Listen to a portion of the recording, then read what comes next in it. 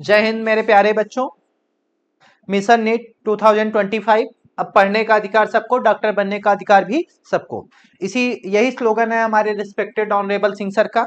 और उसी मिशन के तहत लगातार 41 ईयर से सिंह सर बच्चों के लिए कार्यरत है। और आप जल्दी से जल्दी डॉक्टर बन जाएं और हिंदी मीडियम के बच्चे भी अच्छा परफॉर्म कर सकें, सिर्फ इंग्लिश के लिए ही। तो इसके लिए आपकी हिंदी में भी डिस्कशन चल रहा है और इसकी शुरुआत क्वेश्चन नंबर 1 से मैं ही कर रहा हूं मेरे प्यारे बच्चों। पहला क्वेश्चन है, 50 किग्रा भार वाला व्यक्ति प्रतिदिन 500 किलो कैलोरी भोजन ले लेता है। यदि यह ऊर्जा बिना किसी क्षय के व्यक्ति के शरीर को गर्म करने में प्रयुक्त होती है तो ताप में कितनी वृद्धि होगी। तो देखिए, हमें यह पता है कि जो ठीक है Q होता है, जो Q होगा मेरे प्यारे बच्चों, Q बराबर किसके होता है, MS डेल्टा थीटा के। जहां पे अब देखो, अगर हम यहां पे ध्यान दें तो ये वैल्यू किसमें दिया है, 0.83। इसे हम ऐसे भी लिख सकते हैं, किलो कैलोरी अपान ग्राम डिग्री सेल्सियस, ऐसा कुछ लिख सकते हैं इसको डायरेक्ट। ठीक है, तो अब देखिए, अगर हमें ये ध्यान रखना है कि ठीक है, जब ऐसा कोई भी चैप्टर आए ना, तो अब देखो यहाँ पे जो डाटा दिया है, जानकारी दी गई है, वो 1500 किलो कैलोरी है। किलो कैलोरी है, अच्छा किलो कैलोरी है, इसका सीधा मतलब कि सारे किलो कैलोरी में ले लो। ठीक है, कोई समस्या नहीं है। अगर हम इसको लिखेंगे तो यहाँ पे हम लोग डायरेक्ट इसको लिख सकते हैं, मास हमें पता है कि कितना है, 50 किलो, 50 kg, ऐसा कुछ लिखेंगे। एस की वैल्यू हमें डायरेक्ट ये 0.83 उठा के रखनी है। डेल्टा थीटा हमें निकालना है क्वेश्चन में, ये हमारे प्रश्न में पूछा गया है कि इसको बताइए कि कितनी वृद्धि होगी, यानी डेल्टा थीटा पूछा जा रहा है। तो हम लोग डायरेक्ट लिख सकते हैं यहां पे। अब देखो, Q की जगह हम क्या लिखेंगे, 1500, 1500। यहां पे क्या लिखेंगे, 50 गुड़े 0.83 गुड़े डेल्टा थीटा। ये इससे कैंसल होगा, यहां पे कितना आएगा, 30।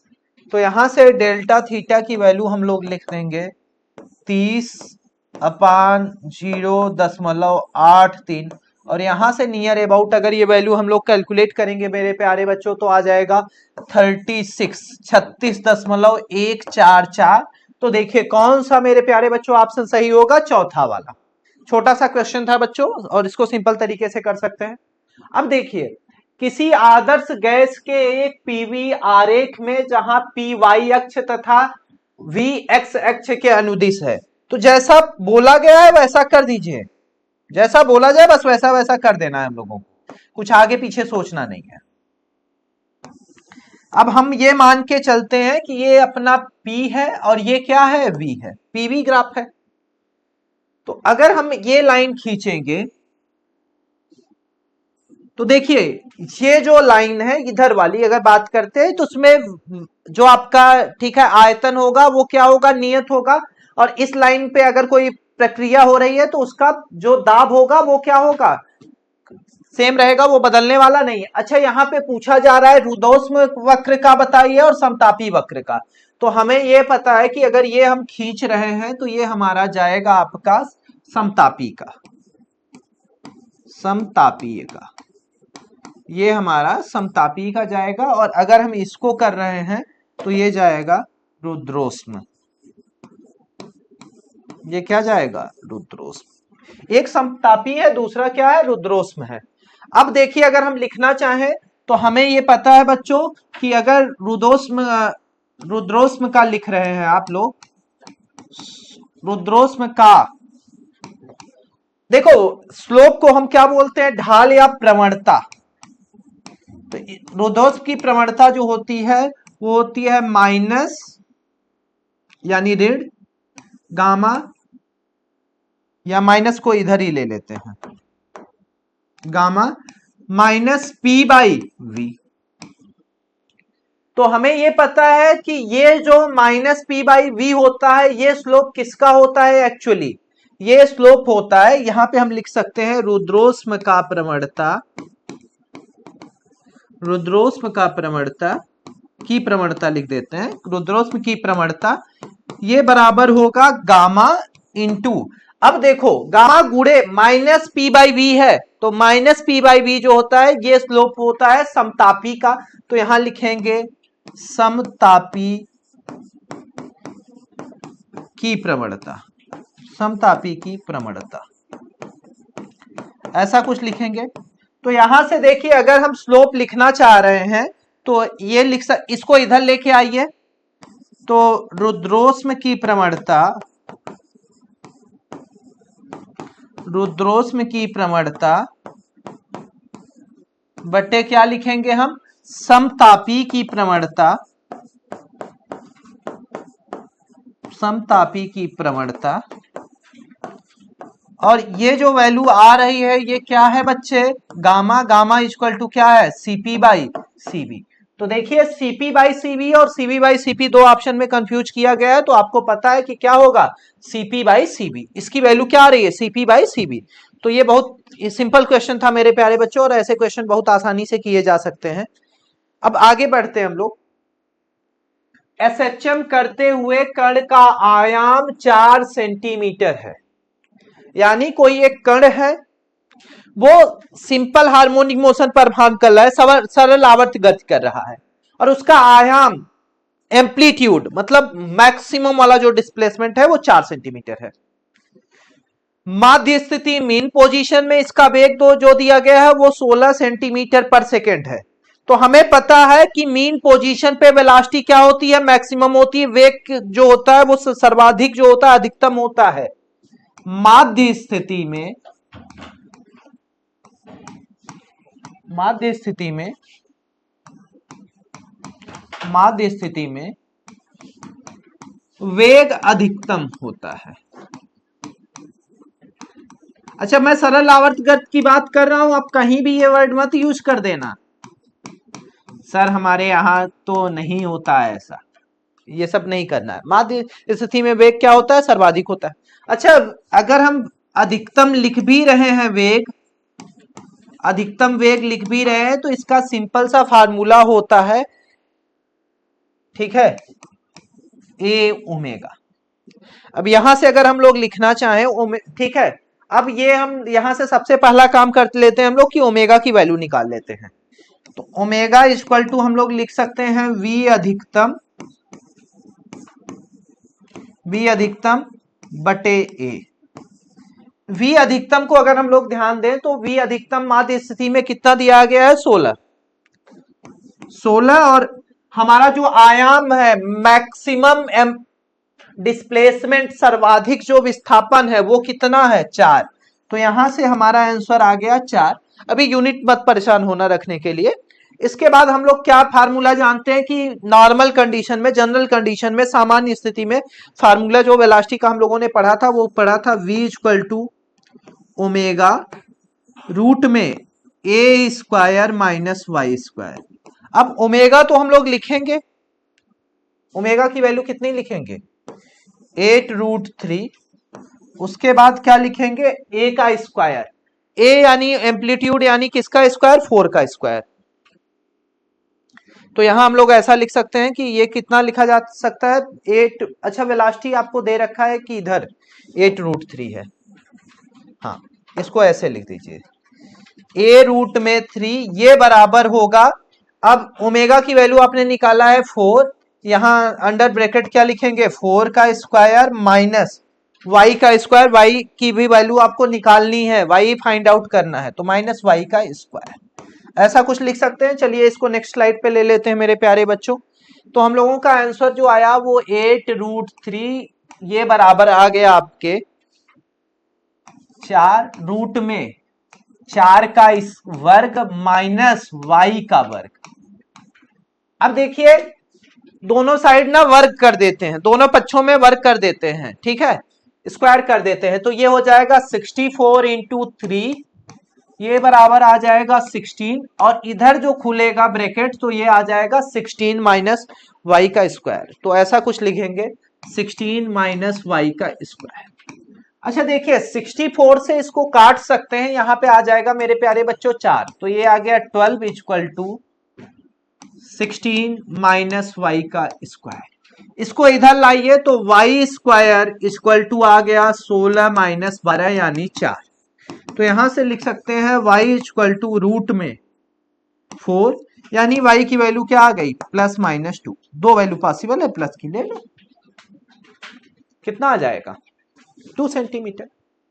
इसमें हम लोगों को ज्यादा कंफ्यूज होने की जरूरत बच्चा लोग नहीं है, सिंपल क्वेश्चन है।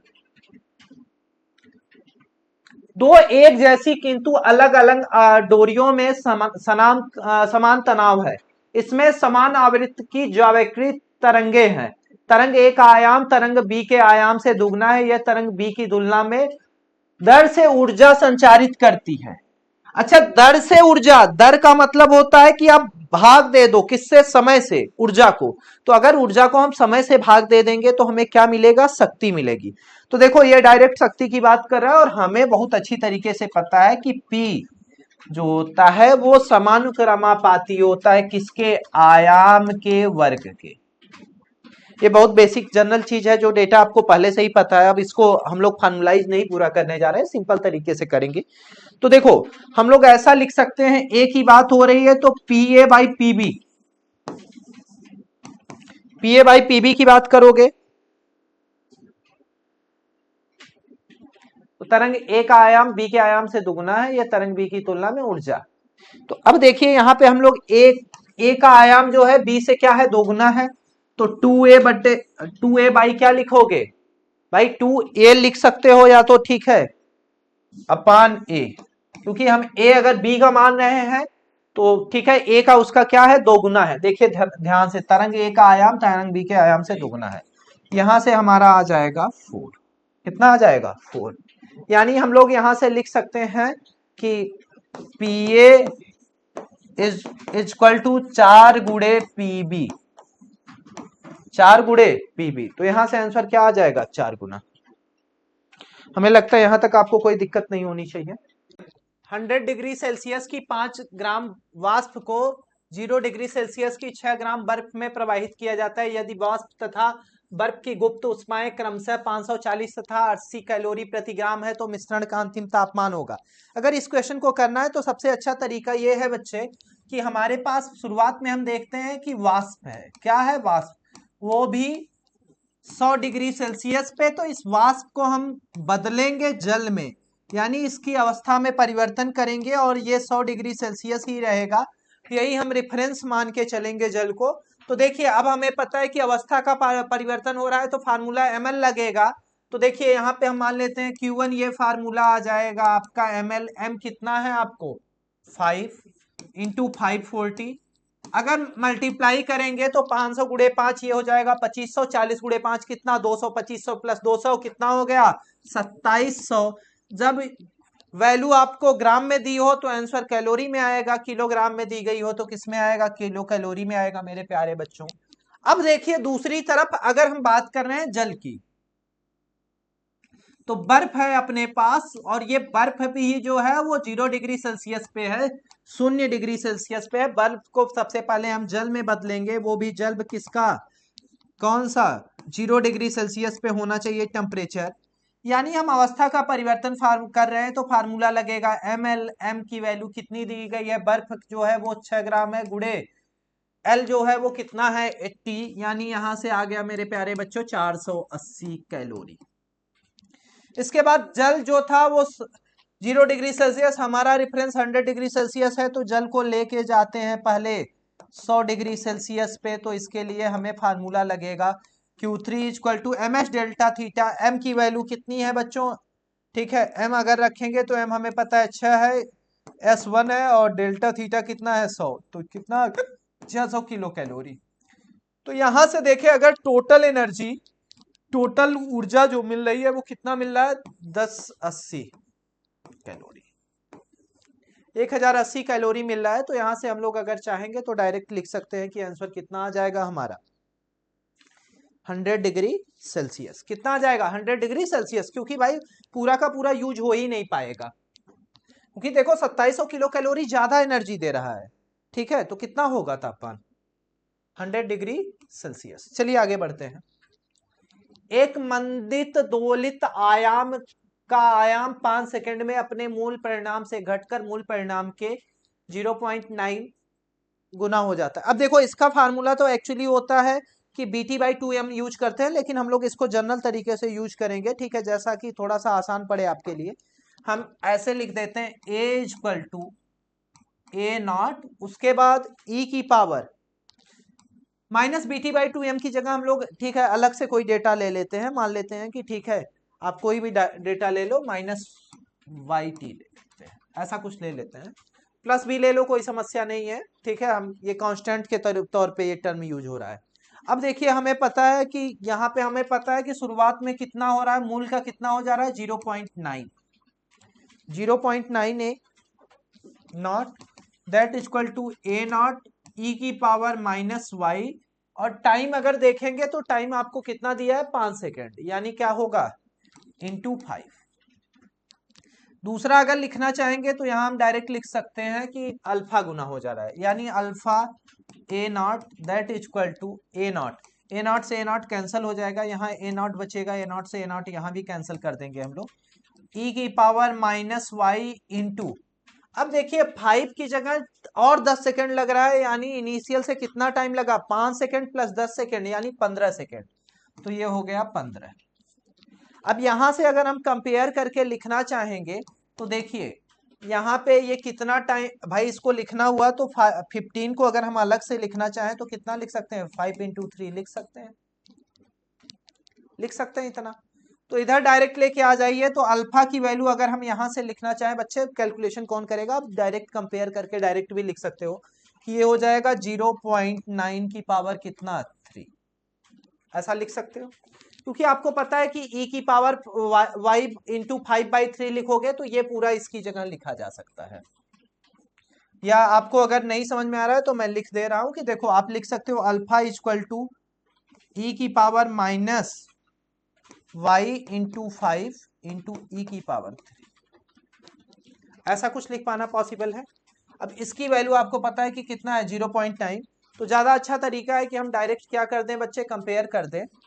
तो यहां से हम डायरेक्ट कंपेयर करके कर देंगे, तो 0.9 का क्यूब आएगा, इसे हम लोग अल्फा लिख सकते हैं 0.9 इंटू 0.9 इंटू 0.9। अब ये आ जाएगा 0.9, ये 0.81 इंटू 9 आएगा 0.729, यानी आपको कुछ नहीं करना है, 0.9 का क्या कर देना है, क्यूब कर देना है। अच्छा, ऐसा क्वेश्चन मिले ना तो डायरेक्ट कंपेयर कर लेना बच्चे, इतना लंबा कैलकुलेशन पे मत जाना। किसी प्रयोग में 4 राशियां A, B, C तथा D के मापन नापने में क्रमशः 1%, 2%, 3% तथा 4% की त्रुटि होती है। एक राशि P का मान निम्नलिखित में से परिकलित किया जा सकता है। अब देखिए अगर मुझे परसेंटेज वाइज लिखना है या प्रतिशत त्रुटि लिखनी है तो डायरेक्ट मैं लिख सकता हूं delta P/P into 100 that equal to 3 delta A/A into 100 plus 2 delta B/B into 100 plus delta C/C into 100 plus delta D/D into. अब यहां से अगर मैं लिखना चाहूंगा P का प्रतिशत त्रुटि, तो ये डायरेक्ट हम लोग लिख सकते हैं। अब इसकी जगह हमें पता है कि A का मान कितना दे रखा है, 1%, यानी हो जाएगा 3%, प्लस इस B का आपको दे रखा है 2%, तो 2 इंटू 2% 4%, प्लस 3 प्लस 4, ये आ जाएगा आपका 3%, 3% प्लस 4% प्लस 3% प्लस 4%, यहां से आ जाएगा टोटल आपका 14%। तो कौन सा ऑप्शन मेरे प्यारे बच्चों, दूसरा ऑप्शन। चलिए आगे बढ़ते हैं। किसी वस्तु को 40 मीटर की चाल से ऊर्ध्वाधर ऊपर की तरफ प्रक्षेपित किया जाता है, ऊपर की ओर से अंतिम सेकंड में वस्तु द्वारा तय की गई दूरी। अब आप इसको अगर सिंपल तरीका सोचना है ना, तो आप ये जानो कि अंतिम 1 सेकंड में तो बॉडी किस में आई होगी, रेस्ट में, और आपको पता है कि अंतिम 1 सेकंड में अगर वो जितना चली होगी, अगर वही ऊपर से देखा जाए तो ऊपर से उतनी डिस्टेंस चली होगी। तो यहाँ हम लोग सिंपल सा कैलकुलेशन कर सकते हैं कि डी जो चला होगा वो कितना होगा, हाफ। भाई वो अब हम ये मान के चल रहे हैं कि 40 से आपने फेंका, ये जाके यहाँ पे रेस्ट पे आई, तो जितना ये 1 सेकंड में ऊपर गई होगी उतना ही 1 सेकंड में कहाँ आएगी, नीचे। तो दोनों का डिस्टेंस ट्रेवल क्या होगा, सेम। तो यहाँ से कैलकुलेशन थोड़ा सा लेंथी पड़ेगा, तो हम लोग ये मान लेते हैं कि ऑब्जेक्ट जब रेस्ट में आया वहां से 1 सेकंड का लेंगे तो डायरेक्ट लिख सकते हैं। अब यहाँ से बॉडी रेस्ट से चली है तो यू की वैल्यू 0। तो अगर हम लिखना चाहें तो यहाँ पे डायरेक्ट लिख सकते हैं इसको, S equal to U T plus half A T square. U 0 हो जाएगा, एस हमें निकालना है तो ये आ जाएगा हाफ ए की वैल्यू 10 और टाइम 1 का स्क्वायर, ये आ जाएगा यहाँ से 5 मीटर। तो कौन सा आंसर होगा बच्चों, पहला। किसी कण पर परिवर्ती बल 24 टी का वर्ग माइनस 8 टी न्यूटन कार्यरत है, प्रथम 2 सेकंड में प्राप्त किया गया आवेग होगा। तो देखिए अब हमें पता है कि आवेग निकालना है, यानी हमें चेंज इन मोमेंटम निकालना है। क्या निकालना है, चेंज इन मोमेंटम। क्वेश्चन में हमें बोल के रखा है कि इसका चेंज इन मोमेंटम निकालना है हम लोगों को। तो प्रथम इंपल्स, अगर आप इंपल्स का फार्मूला जानते होंगे तो आपने पढ़ा होगा कि F इक्वल टू हम लोग क्या लिखते हैं, I/dt। ठीक है, ऐसा कुछ लिख सकते हो, या आप लोग डायरेक्ट इसको यूज कर लीजिए कि क्या इतना कैलकुलेशन को लेंथी करना, डायरेक्ट कर सकते हो। चलो डायरेक्ट ही कर दे रहे हैं। ये आपका लिखा जा सकता है direct, I equal to F D T. अब हमें पूरा चाहिए तो इंटीग्रेट कर देंगे, ठीक है, इंटीग्रेट कर दो लिमिट के साथ। टाइम कितना है, पहले 0 था, फिर कितना हुआ, 2 हुआ। एफ की वैल्यू रख दीजिए, तो यहाँ पे एफ आपको पता है कितना है, 24 टी स्क्वायर माइनस 8 टी। कहाँ से कहाँ तक, 0 से 2 तक। तो यहाँ से अगर हम लिखना चाहेंगे तो ये 24 का कितना आ जाएगा, 24 गुणे टी की पावर 3/3, क्योंकि हमें पता है कि पावर जो घात है एक बढ़ेगा वो रही नीचे ले लेना, फिर माइनस की साइन लगाना, फिर 8 इंटू पावर 1 बढ़ेगा तो टी स्क्वायर बटे 2, 0 to 2, ये आ जाएगा आपका 0 to 2। अब यहां से आ जाएगा 8 टी की पावर 0 to 3 माइनस 4 टी की पावर 0 to 2 स्क्वायर। यहां से अगर हम लोग कैलकुलेट करेंगे तो ये आ जाएगा, जीरो रखने की जरूरत ही नहीं है, डायरेक्ट यहां हम लिख सकते हैं 8 इंटू 3 माइनस 4 इंटू 4। तो यहां से आ जाएगा 24 माइनस 16, यानी कितना आ गया, 1 मिनट बच्चे, टी का स्क्वायर है ये, 4 आ रहा है 8। अच्छा हाँ देखिए बच्चों, ये टी की पावर 3 है ना, तो टी की जगह कितना रखेंगे हम लोग, 2 रखेंगे। टी की पावर 3 है, ये लिखने में जल्दबाजी हो गई बच्चे, टी की पावर 3 है। तो अब टी की पावर 3 लिखेंगे तो ये 8 इंटू 8 हो जाएगा। यहाँ पे अगर हम लोग इसको कैलकुलेट करेंगे तो ये हो जाएगा 64 माइनस 16, यानी कितना आ गया, 48 kg मीटर पर सेकेंड। तो कौन सा ऑप्शन होगा, 9th का, चौथा ऑप्शन होगा। चलिए आगे बढ़ते हैं। प्रदर्शित व्यवस्था में 2 kg विक्रम को पकड़कर निकाय को विरामावस्था में रखा गया है, रस्सी तथा घिरनी आदर्श है। जब 2 किग्रा ब्लॉक को मुक्त कर देते हैं तो रस्सी में तनाव कितना होगा। तो देखिए अब सिंपल सा तरीका है कि शुरुआत में अगर हम टेंशन निकालें, शुरुआत में क्या निकालेंगे, टेंशन शुरुआत में निकाल रहे हैं, तो प्रारंभिक कंडीशन में हम डायरेक्ट लिख सकते हैं कि टेंशन बराबर किसके होगा, mg के। भाई टेंशन जो होगा वो बराबर किसके होगा, mg के, और m कितना है, 3 है, g कितना है, 10, तो यहाँ कितना आ गया, 30 न्यूटन। शुरुआत में कितना है टेंशन, 30 न्यूटन है, निकालना थोड़ा सा आसान है। लेकिन अब ये कहा जा रहा है कि दूसरी कंडीशन में, अब जब ये ठीक है मुक्त कर देते हैं 2 kg की ब्लॉक से, तो यहां हमें पता है कि डायरेक्ट फार्मूला काम करेगा। हम एक्सेलरेशन इक्वल टू लिखेंगे चलाने वाला फोर्स, तो चलाने वाला फोर्स कितना होगा हमारा, ठीक है 30 होगा, कितना होगा 30 होगा, माइनस अब इधर की तरफ जो फोर्स रोक रहा होगा वो कितना होगा 2g sine theta, 2g sine 30 degree upon mass लोगे, तो मास अगर हमें लेना है तो पूरे निकाय का लोगे तो 3 + 2। अब सिंपल सा कैलकुलेशन बचा है, यहां पे लिख सकते हैं 30 माइनस 2 इंटू जी साइन 30, साइन 30 की वैल्यू कितनी आती है 1/2, तो हमें पता है कि 1/2, अब इसे ऐसे लिख सकते हैं 2 × 10 × 1/2/5, 2 से 2 कट गया है तो यहाँ आ गया 30 - 10, 30 - 10/5 यानी कितना आ गया 4 मीटर पर सेकेंड स्क्वायर। तो हमें यहां से एक्सेलरेशन कितना मिल गया 4 मीटर पर सेकेंड स्क्वायर।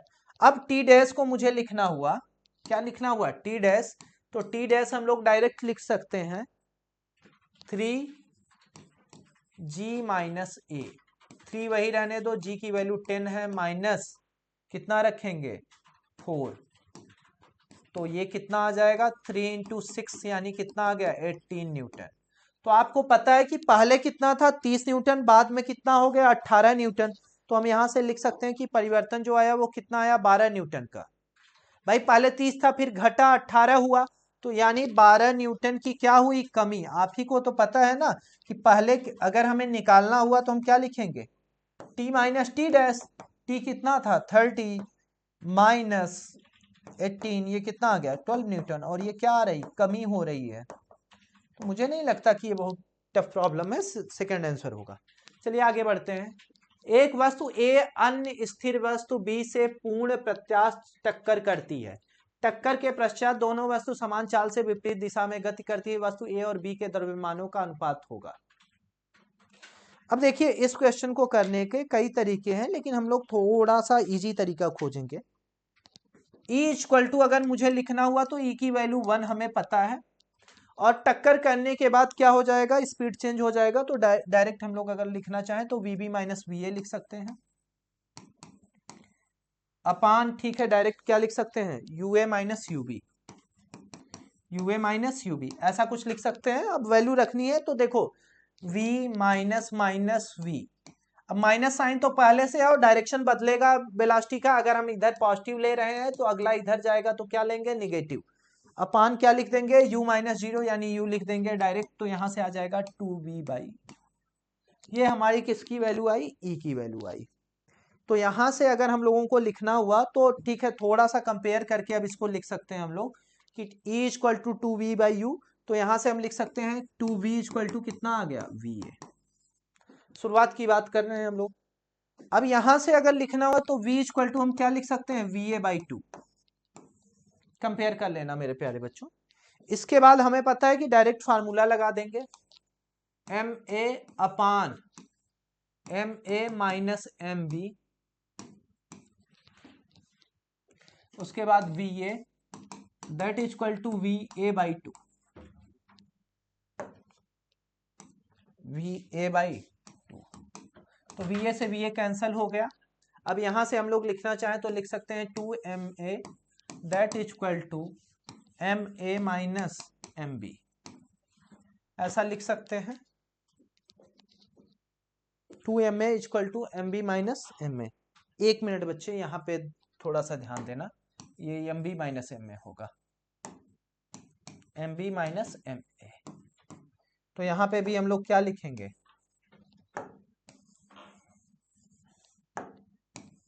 MB - MA, तो MB - MA लिखेंगे तो यहां से ये इधर आएगा तो ये आ जाएगा 3MA = MB। अब रेशियो किसका पूछा गया है वो देख लीजिए, A और B के द्रव्यमानों का, तो यानी हम लोग लिख सकते हैं MA/MB, ये आ जाएगा कितना 1/3, कितना आएगा 1/3। तो यहां से अगर हम लोग आंसर ध्यान से लिखना चाहेंगे तो इसका आंसर आ रहा है 1:3, तो 1:3।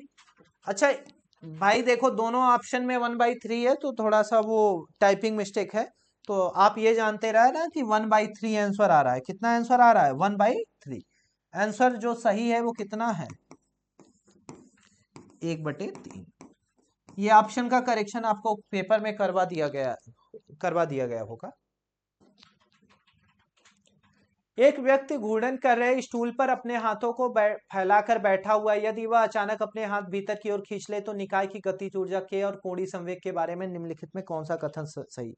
अब देखिए, ये हमें पता होना चाहिए कि हमें एक काइनेटिक एनर्जी का फार्मूला हम लोगों ने पढ़ के बैठे हैं, P²/2m।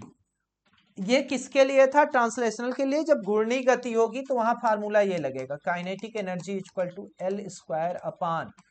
मास की जगह क्या रखेंगे? जड़त्वाघूर्ण। द्रव्यमान की जगह क्या रखेंगे? जड़ताघूर्ण। अच्छा, ये बताया जा रहा है कि L क्या है? चेंज नहीं हो रहा है भाई। बाहर से तो कोई एक्सटर्नल टार्क लग नहीं रहा है, बल आघूर्ण लग नहीं रहा है, तो हमें क्लियर है कि बल आघूर्ण नहीं लग रहा है, तो L क्या होगा? नियतांक होगा।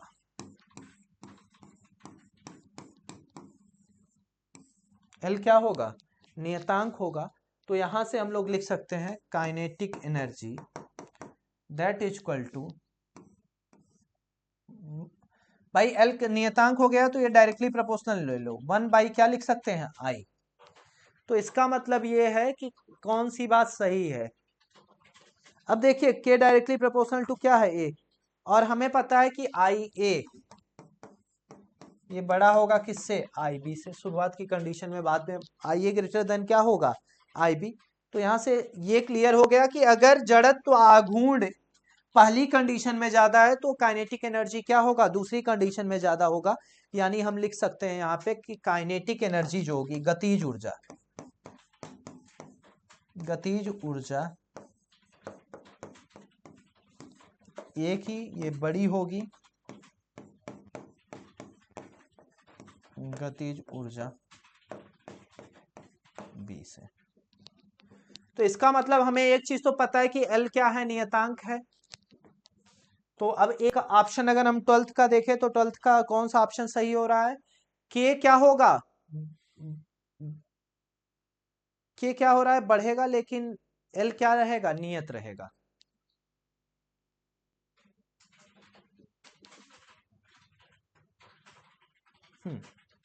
तो यहां से कौन सा ऑप्शन हो गया? चौथा।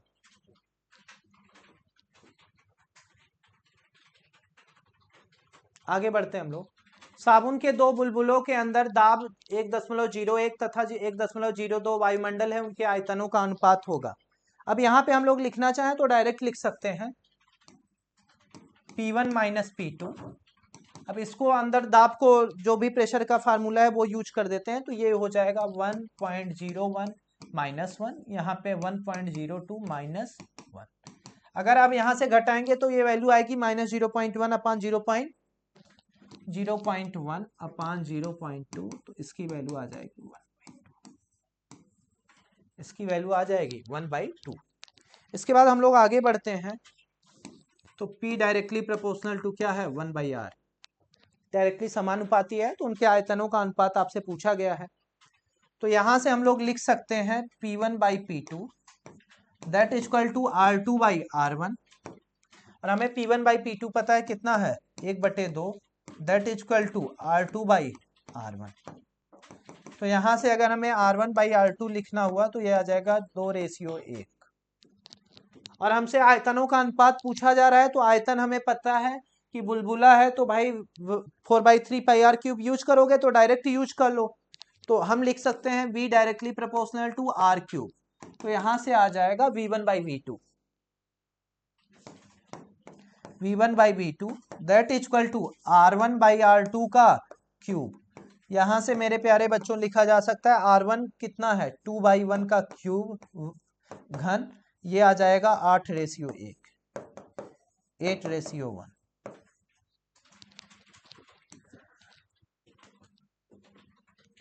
वर्नियर कैलिपर्स का मुख्य पैमाना मिलीमीटर में पड़ता है तथा इसके वर्नियर पैमाने में 10 भागों में विभाजित किया गया है, जो मुख्य पैमाने के 9 भागों के संपाती होते हैं। दर्शित स्थिति में पाठ्यांक x/10 mm पाया गया, x का मान होगा फिगर 1। अब देखिए, इस क्वेश्चन को अगर करना है तो हमें एक चीज तो क्लियर है कि इसका जो अल्पतमांक होगा, मतलब लीस्ट काउंट जो होगा, अल्पतमांक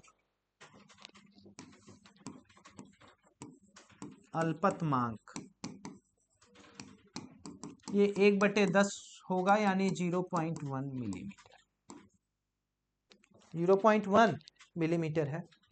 अब अगर हम पहले डायग्राम से देखें तो थोड़ा सा डायग्राम को ध्यान से, अगर आप पेपर आपके पास होगा तो थोड़ा सा ध्यान से देखोगे, यहाँ पे थोड़ा सा क्लियरिटी मुझे लगता है कम आ रही होगी स्क्रीन पे। तो ये हमें पता चल जाएगा कि यहां से जो जीरो एरर मिल रहा है, शून्य त्रुटि, शून्य त्रुटि जो मिल रही है, शून्य त्रुटि, ये आपको कितना मिलेगी, 8 पे जा रहा है। तो कितना लिखोगे, -0.8। इसके बाद आगे बढ़ते हैं हम लोग। दूसरे डायग्राम को अगर देखो तो x/10 जो दिया गया है कि पाठ्यांक आपको कितना मिल रहा है, x/10, ये बराबर होगा 11 प्लस 10 + 1 11 हो गया, प्लस 6 × 0.1, और उसके बाद आगे क्या हो जाएगा, -0.2, -0.2, क्योंकि हमें जब करेक्शन करना होगा तो हम जो त्रुटि मिली होगी उसका जस्ट निगेटिव ले लेंगे। तो ये आ जाएगा आपका 11 प्लस 6 का कैलकुलेट करोगे तो ये आ जाएगा आपका 0.6 प्लस 0.2, ये आ जाएगा 11.8। तो यहां से अगर मैं कैलकुलेशन करना चाहूं तो कुछ ऐसे कैलकुलेट कर सकता हूं, या इसी पे कर दे रहे हैं, कोई दिक्कत नहीं है। हमारा x/10 की वैल्यू जो आई है, x/10 है 11.8। तो यहां से हम लोग लिख सकते हैं x = 11.8 × 10, ये आ जाएगा आपका 118। अब ये डबल डॉट नहीं है बच्चा, ये हल्का सा पेन चल गया है, फिर से लिख दे रहा हूं, 11.8। तो 118 एक ऑप्शन है मेरे प्यारे बच्चों, तो यही ऑप्शन होगा। देखिए आगे बढ़ते हैं हम लोग। 1960 मीटर ऊंचाई की मीनार से एक गेंद को क्षैतिज दिशा में फेंका जाता है। प्रक्षेपण बिंदु तथा धरातल सरल रेखा क्षैतिज से 45 का कोण बनाती है। तो देखो बच्चे, अब आपको पता है कि वो क्षैतिज दिशा से फेंकी गई है ना, तो सीधा फार्मूला यूज कर दो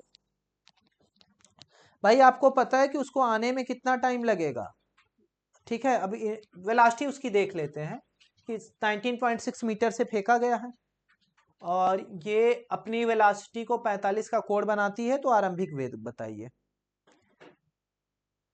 तो हमें ये अच्छी तरीके से पता है कि सबसे पहले फार्मूला लगेगा टाइम का, ये बराबर होगा 2h/g के, ऐसा कुछ लिखेंगे 2h।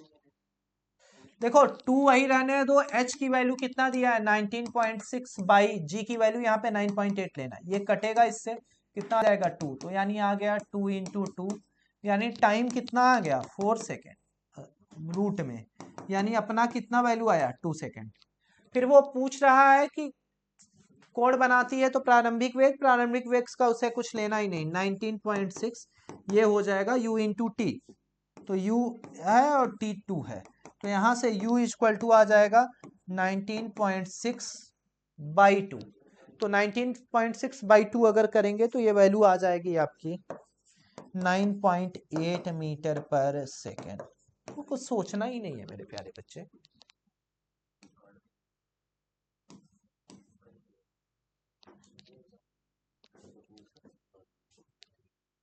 एक नली के दो अलग अनुप्रस्थ का क्षेत्रफल है जिनका व्यास क्रमशः 8 मिलीमीटर और ये है, जैसा कि चित्र में प्रदर्शित है नियत वेग। देखो अब इसमें हम डायरेक्ट फार्मूला लगा सकते हैं, v2a2 = क्या लिख सकते हैं, v1a1। वेलोसिटी की बात कर रहे हो, परेशान मत होना। अब यहाँ पे हम लोग लिखना चाहें v2 की वैल्यू, तो v2 = आ जाएगा a1/a2 × v1। तो v2 अगर हम लिखना चाहेंगे तो ये वैल्यू रख देंगे हम लोग v1 × a1 की वैल्यू हमें ध्यान रखना है कि व्यास जो है वो 8 मिलीमीटर है। व्यास अगर 8 मिलीमीटर है तो रेडियस कितना होगा 4, तो पाई 4 का स्क्वायर अपान क्या लिखेंगे पाई, अगर व्यास 2 मिलीमीटर है तो कितना 1 का स्क्वायर। यहां से पाई कैंसिल हो गया, ये आ गया V1 इंटू 16। अब V1 इंटू 16 हम लोग लिख देंगे और V1 की वैल्यू कितना दे रखा है 0.25। तो 0.25 को 1/4 लिख सकते हैं। तो यहाँ 1/4 इंटू 16, यहाँ 4 मीटर पर सेकेंड है। अगर परास हम लोग निकालेंगे तो क्षैतिज परास हम लिख सकते हैं V2 इंटू टी। अगर V2 की हम बात करेंगे तो V2 हम लोग निकाल के बैठे हैं, कितना आया है 4 इंटू टी निकालना है तो पिछला वाला फार्मूला लगा दो 2h/g। तो 4 वही रहने दो, 2h, h की वैल्यू देख लो कितना दिया है 1.25। तो इसे लिख सकते हैं रूट में 2 इंटू 1.25/10। अगर इसको कैंसिल करना चाहेंगे तो ये आपका आ जाएगा, चलिए आगे लिख देते हैं, इक्वल टू 4 इंटू 1.25 इंटू 2/10। यहां से आ जाएगा 4 इंटू 2.5/10। ये कटेगा, कितना आ जाएगा 1/4। तो यहां से आ जाएगा 4 इंटू 1/√4 यानी 4 इंटू 1/2 यानी कितना आ गया 2। तो अब देखिए आंसर कहां पे दिया है 2, तो कौन सा आंसर होगा, सेकंड आंसर होगा।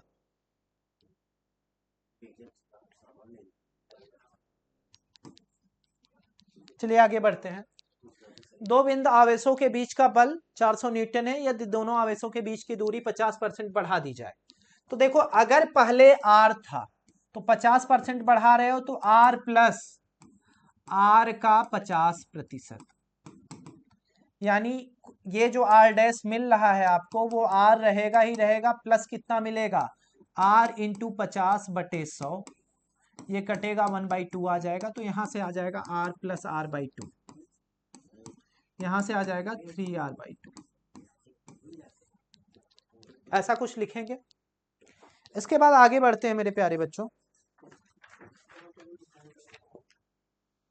तो R2 इक्वल टू हमें ठीक है, R डैश हमें पता चल चुका है कि कितना आया 3/2R।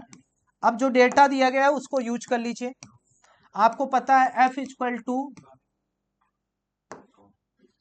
तो आवेश है तो K Q1 Q2 अपान क्या लिखोगे R²। ये एक वैल्यू कितनी आ गई है 900 न्यूटन। उसके बाद F डैश निकालेंगे तो ये आ जाएगा K Q1 Q2 अपान R डैश का स्क्वायर। R डैश का स्क्वायर यहां से लिख सकते हैं हम लोग K Q1 Q2 अपान R² इंटू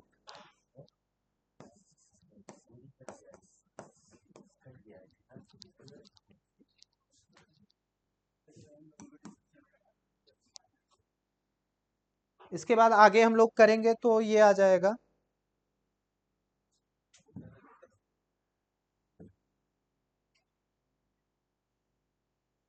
तो F डैश इक्वल टू हम लोग लिख सकते हैं K Q1 Q2 अपान R² इंटू 4/9।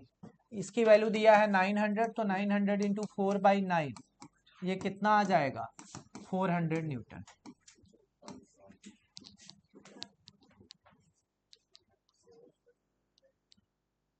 चलिए आगे बढ़ते हैं।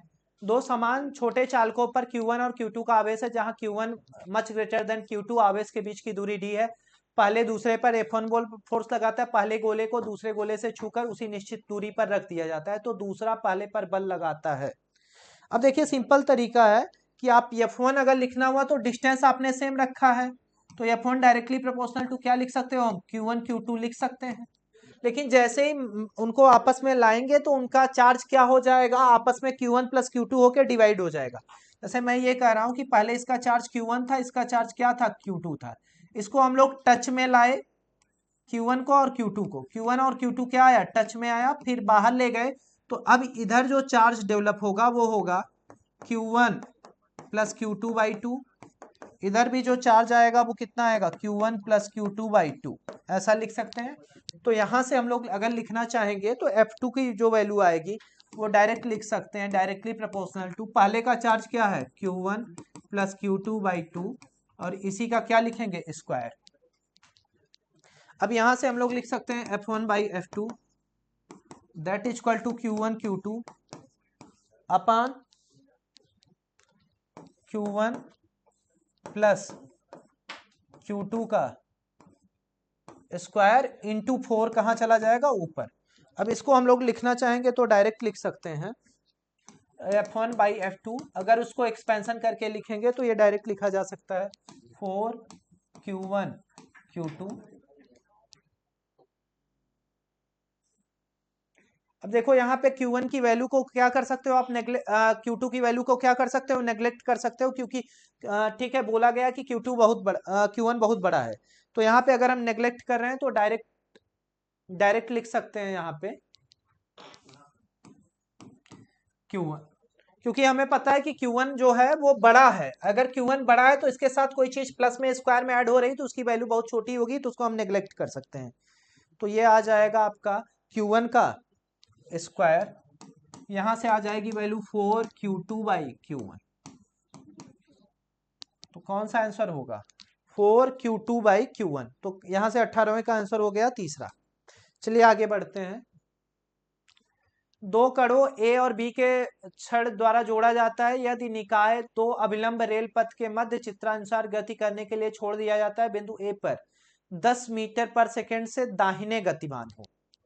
तो देखो अगर हम देख रहे हैं कि वेलोसिटी इधर की तरफ जा रही है तो हमें पता है कि रॉड पे वेलोसिटी क्या मिलेगी, हमें सेम मिलेगी। रॉड पे वेलोसिटी क्या मिलने वाली है, सेम मिलने वाली है, ठीक है, क्योंकि रॉड जो है वो यूनिफॉर्म है तो उसको डायरेक्ट कांस्टेंट मान लो, या दूसरा तरीका है कि इसको डिफरेंशिएशन करो।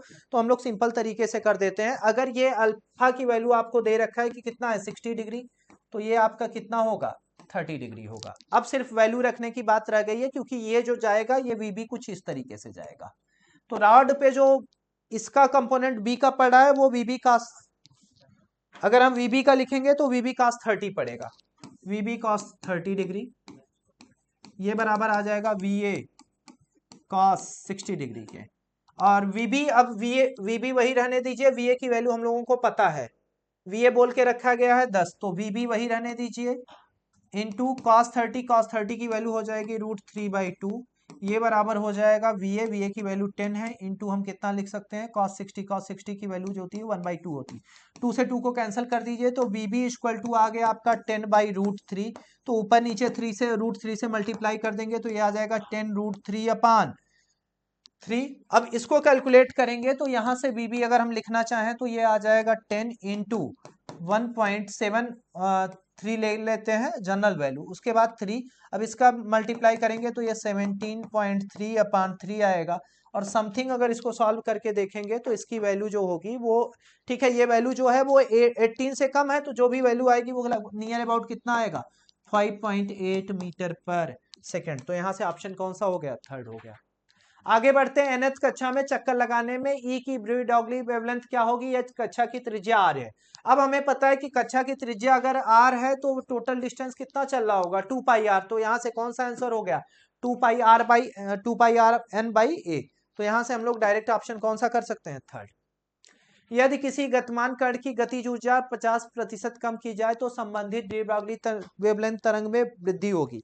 अब देखिए लैम्डा डायरेक्टली प्रोपोर्शनल टू क्या लिख सकते हैं 1/√E, ये रिलेशन हमें पता है।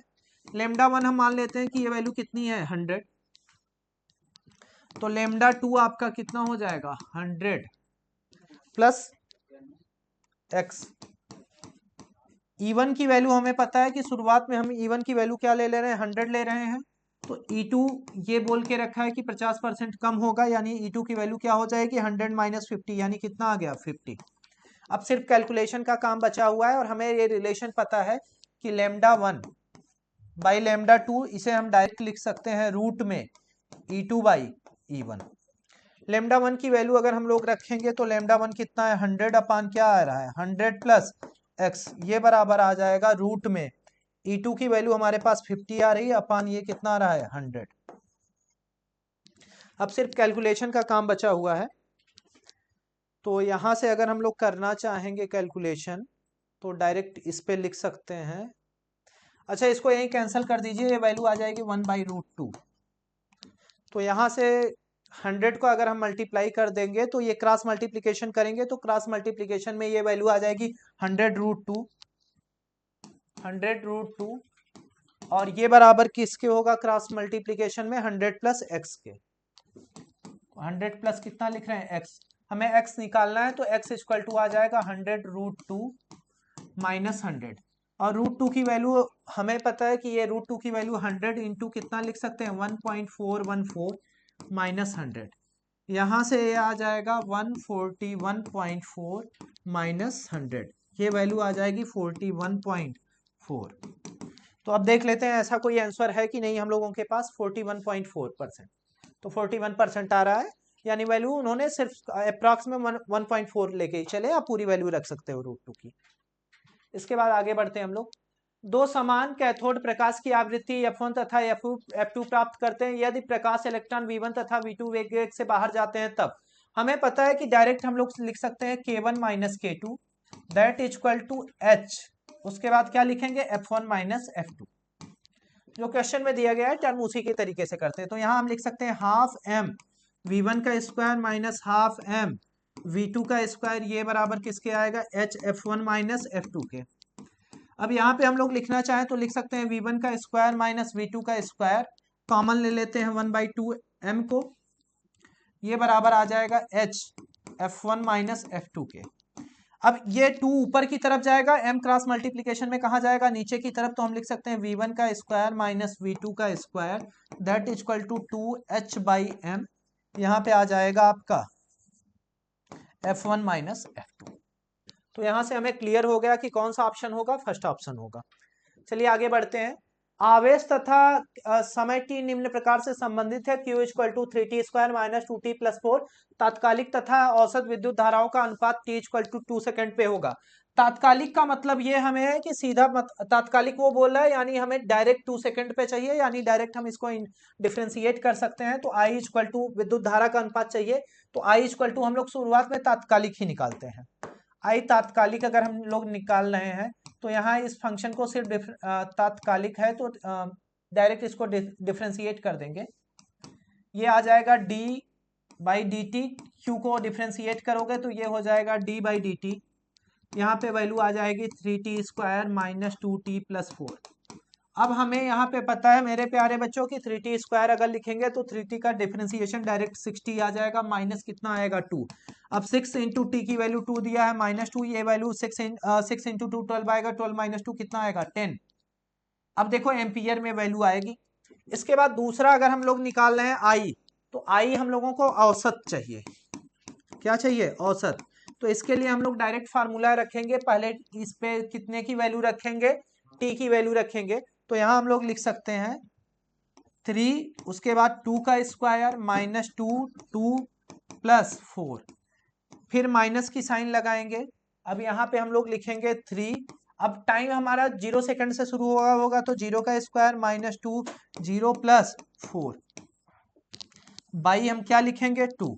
अब इसमें सिंपल सा कैलकुलेशन बचा हुआ है, अगर इसको कैलकुलेट करेंगे तो ये हो जाएगा 12 माइनस 4 प्लस 4 कट जाएगा तो ये आएगा 12 माइनस, यहाँ पे कितना बचेगा हमारे पास सिर्फ 4/2, तो यहां से वैल्यू आ जाएगी हमारी 8/2, यानी कितना आ गया 4।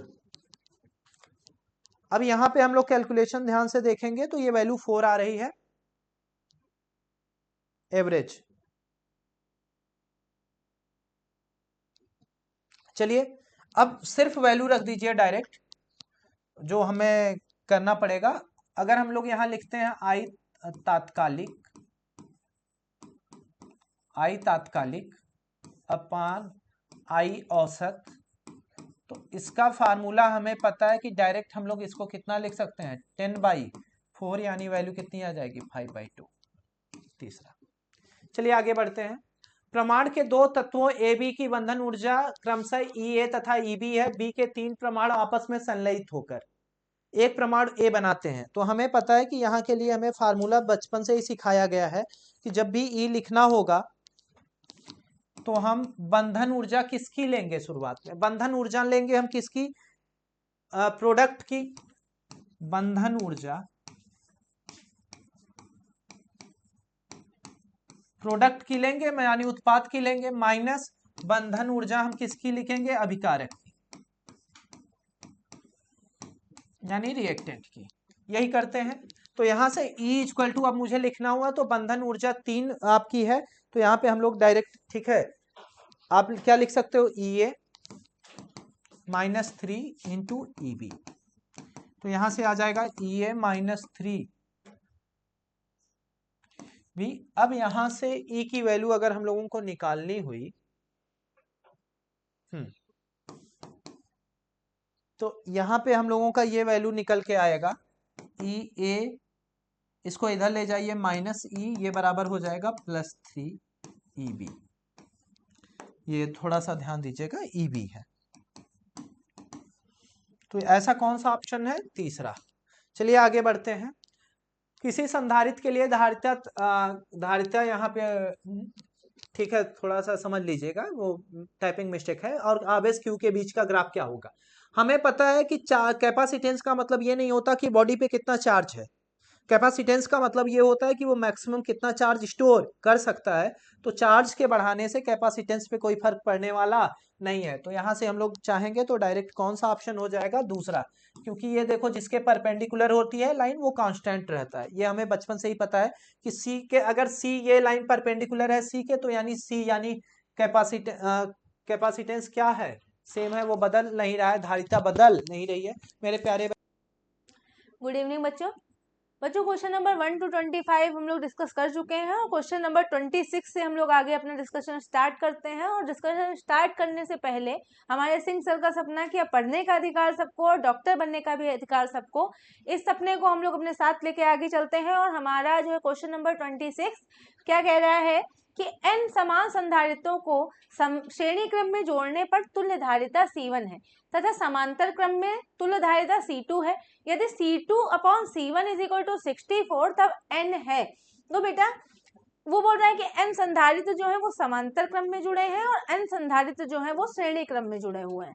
तो बेटा अगर दो संधारित्र जुड़े हैं और दोनों की ही जो हमारी जो कैपेसिटी है वो हमारी क्या है, C है, तो हमारे अगर दो संधारित्र जुड़े हैं तो हम लोग क्या लिखेंगे, 1/C + 1/C यानी कि 2/C। अगर तीन संधारित्र जुड़े होंगे तो 1/C + 1/C + 1/C 3/C। इसी तरीके अगर हमारे n संधारित्र जुड़े होंगे तो हमारा क्या आएगा, इक्विवेलेंट n/C। तो वो बोल रहा है कि जब वो श्रेणी क्रम में जुड़े हुए हैं तो हमारा जो इक्विवेलेंट दिया है उसने, तुल्य धारिता दी है, वो हमारी 1/C1 है। और कितने संधारित्र जुड़े हुए हैं, n संधारित्र जुड़े हुए हैं, तो हमारी तुल्य धारिता क्या आनी चाहिए, n/C। तो यहाँ से वैल्यू निकालेंगे हम लोग C1 की, तो C1 इज इक्वल टू आ गया बेटा हमारा C/N, इक्वेशन नंबर 1। अब वो बोल रहा है कि अब जो हमारे संधारित्र हैं जब वो समांतर क्रम में जोड़े जाते हैं तो बेटा उनकी जो तुल्य धारिता है वो हमारी C2 है। तो जब समांतर क्रम में जोड़े जाएंगे तो हमारी क्या हो जाएगी, C। अगर दो जुड़े हुए हैं तो C + C 2C, तीन जुड़े हुए हैं तो C + C + C यानी कि 3C, और अगर n जुड़े हुए हैं तो हमारा C जो हमारा क्या आएगा, NC। तो C2 इज इक्वल टू हमारा क्या आना चाहिए, NC। तो ये हमारी हो गई इक्वेशन नंबर 2। तो इक्वेशन नंबर 1 और इक्वेशन नंबर 2 हमारी है। तो हमें जो यहाँ पे कंडीशन दी है वो दी है C2/C1 इज इक्वल टू 64।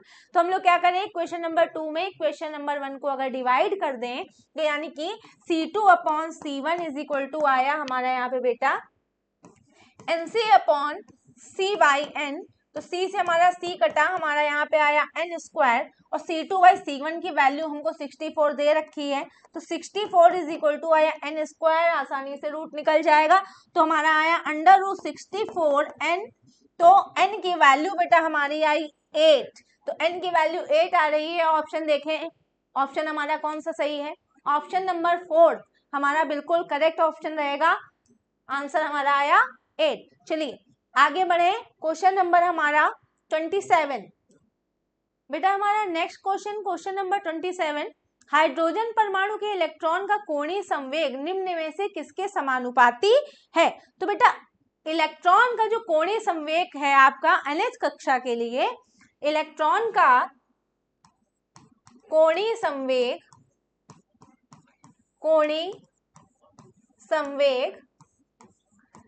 आपका nth कक्षा के लिए, nth कक्षा के लिए क्या होता है बेटा, NH/2 पाई। और किसी भी परमाणु की nth कक्षा की अगर हम लोग त्रिज्या निकालें तो त्रिज्या हमारी क्या होगी, त्रिज्या हमारी क्या होगी, त्रिज्या r से हम लोग रिप्रेजेंट कर रहे हैं 4πε0 NH/2 पाई² अपॉन me²z। और बेटा हमें दे रहा है यहाँ क्वेश्चन में कंडीशन हाइड्रोजन परमाणु, तो हाइड्रोजन परमाणु के लिए जो z होता है वो क्या होता है बेटा, हमारा 1 होता है। तो अगर हम इस इक्वेशन से देखें तो यहाँ पे हमारा r is directly proportional to NH/2 pi. तो बेटा NH/2 पाई², NH/2 पाई हमारा क्या है, कोणीय संवेग है, यानी हमारा L है। तो R is directly proportional to L², तो L is directly proportional to √R। तो बेटा हमारा जो यहाँ पे उसने हमसे पूछा था कि कोणीय संवेग निम्न में से किसके समानुपाती है, तो हमारा L is directly proportional to √R। तो हमारा यहाँ पे ऑप्शन नंबर जो 3 है √R के ही वो समानुपाती होगा। तो हमारा ऑप्शन नंबर 3 करेक्ट है। नेक्स्ट बेटा हमारा यहाँ पर क्वेश्चन है, क्वेश्चन नंबर 28 कि एक खोखले धातु के गोले की त्रिज्या r है।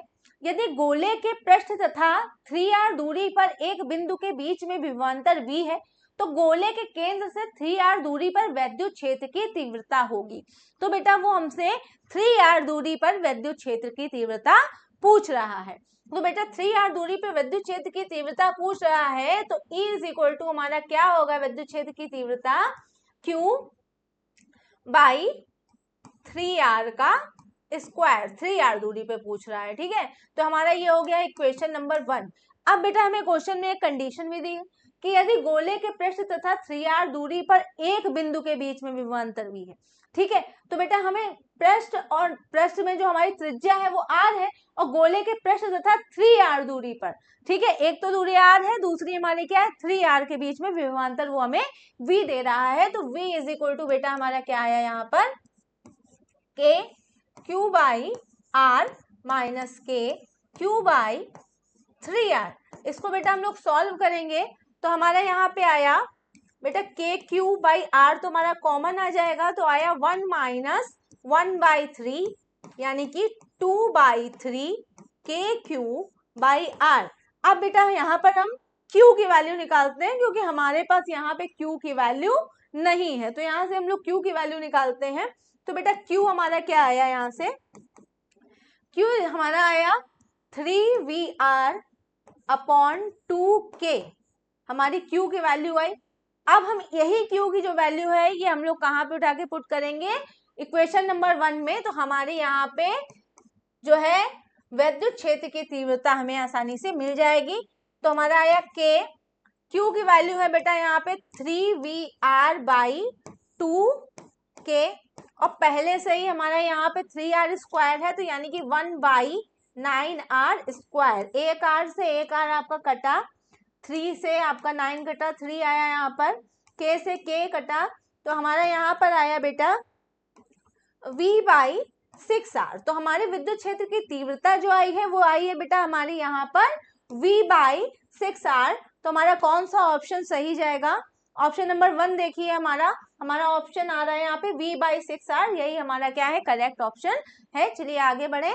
नेक्स्ट है हमारा यहाँ पे बेटा क्वेश्चन 29, 7 आवेश जिनमें प्रत्येक का परिमाण q है, a भुजा के घन के 7 कोनों पर स्थित है, इस अवस्था में घन के केंद्र पर विद्युत क्षेत्र की तीव्रता का मान होगा।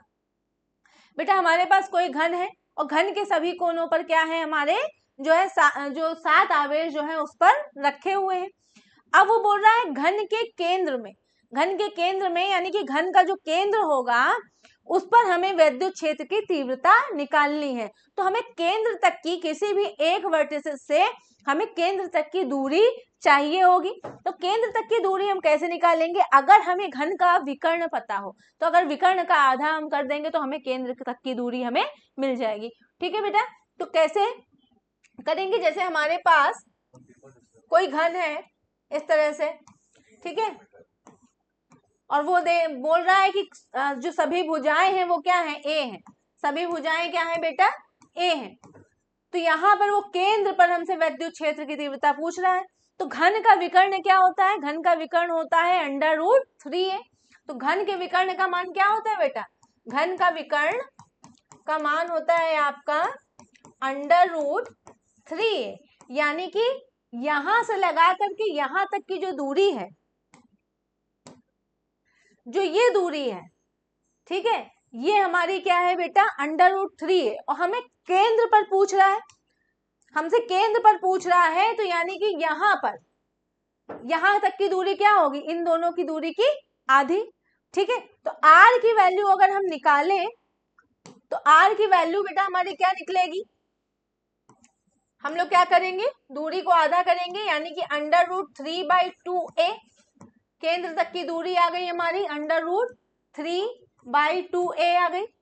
ठीक है, अब हमें निकालना है विद्युत क्षेत्र की तीव्रता। तो विद्युत क्षेत्र की तीव्रता का हमको फार्मूला पता है, हम आसानी से इसमें दूरी रख सकते हैं और निकाल सकते हैं। तो हमारे यहाँ पे आया 1/4πε0 इंटू Q/r। r हमें दे रहा है √3/2a का स्क्वायर। तो आया हमारा 1/4πε0 Q/ यहाँ पर आया हमारा बेटा 3a²/4। सॉल्व करो तो आया हमारा यहाँ पर 4/4πε0 Q/3a²। तो 4 से 4 हमारा कैंसिल हो गया, हमारा आया Q 3πε0 a² ई की वैल्यू। तो ई हमारा आया बेटा Q/3πε0 a²। तो हमारा कौन सा ऑप्शन जो है सही है, ऑप्शन बेटा हमारा फोर्थ जो है बिल्कुल करेक्ट है, Q/3πε0 a²। तो फोर्थ ऑप्शन हमारा करेक्ट है। चलिए आगे बढ़े। नेक्स्ट है हमारा बेटा क्वेश्चन कि श्रेणी RLC प्रत्यावर्ती परिपथ में अनुनाद के लिए निम्न में से कौन गुणवत्ता गुणांक के लिए व्यंजक नहीं है। तो बेटा गुणवत्ता गुणांक के लिए वो व्यंजक पूछ रहा है। तो ऑप्शन जो हमारा ऑप्शन नंबर 1 है वो हमारा क्या है, करेक्ट है, ये व्यंजक होता है। ठीक है, ऑप्शन नंबर 2 देखिए, ये भी हमारे गुणवत्ता गुणांक के लिए व्यंजक है। ऑप्शन नंबर 3 भी हमारा सही है, बट ऑप्शन नंबर 4 जो है हमारा गलत है, ये हमारे गुणवत्ता गुणांक के लिए व्यंजक नहीं है। तो ऑप्शन नंबर 4 हमारा क्या हो जाएगा बेटा, करेक्ट ऑप्शन होगा। चलिए आगे बढ़े। नेक्स्ट है हमारा क्वेश्चन नंबर 31। बेटा दिया है vector A dot B cross C, vector B cross C का परिमाण व्यक्त करता है, क्या व्यक्त करता है। ऑप्शन नंबर 1 में दिया है बेटा A, B और C, वेक्टर A, B और C से बने त्रिभुज का क्षेत्रफल व्यक्त करता है, या वेक्टर ABC से बने समांतर षटफलक का संपूर्ण पृष्ठ जो है व्यक्त करता है, वेक्टर ABC से बने समांतर षटफलक का आयतन प्रदर्शित करता है, या वेक्टर B क्रॉस C का A पर प्रक्षेप प्रदर्शित करता है। तो बेटा वो आपको 4 ऑप्शन दे रहा है, हमें पता करना है कि इनमें से कौन सा ऑप्शन जो है हमारा करेक्ट है। तो बेटा इसको किस तरह से सॉल्व कर सकते हैं इजिली।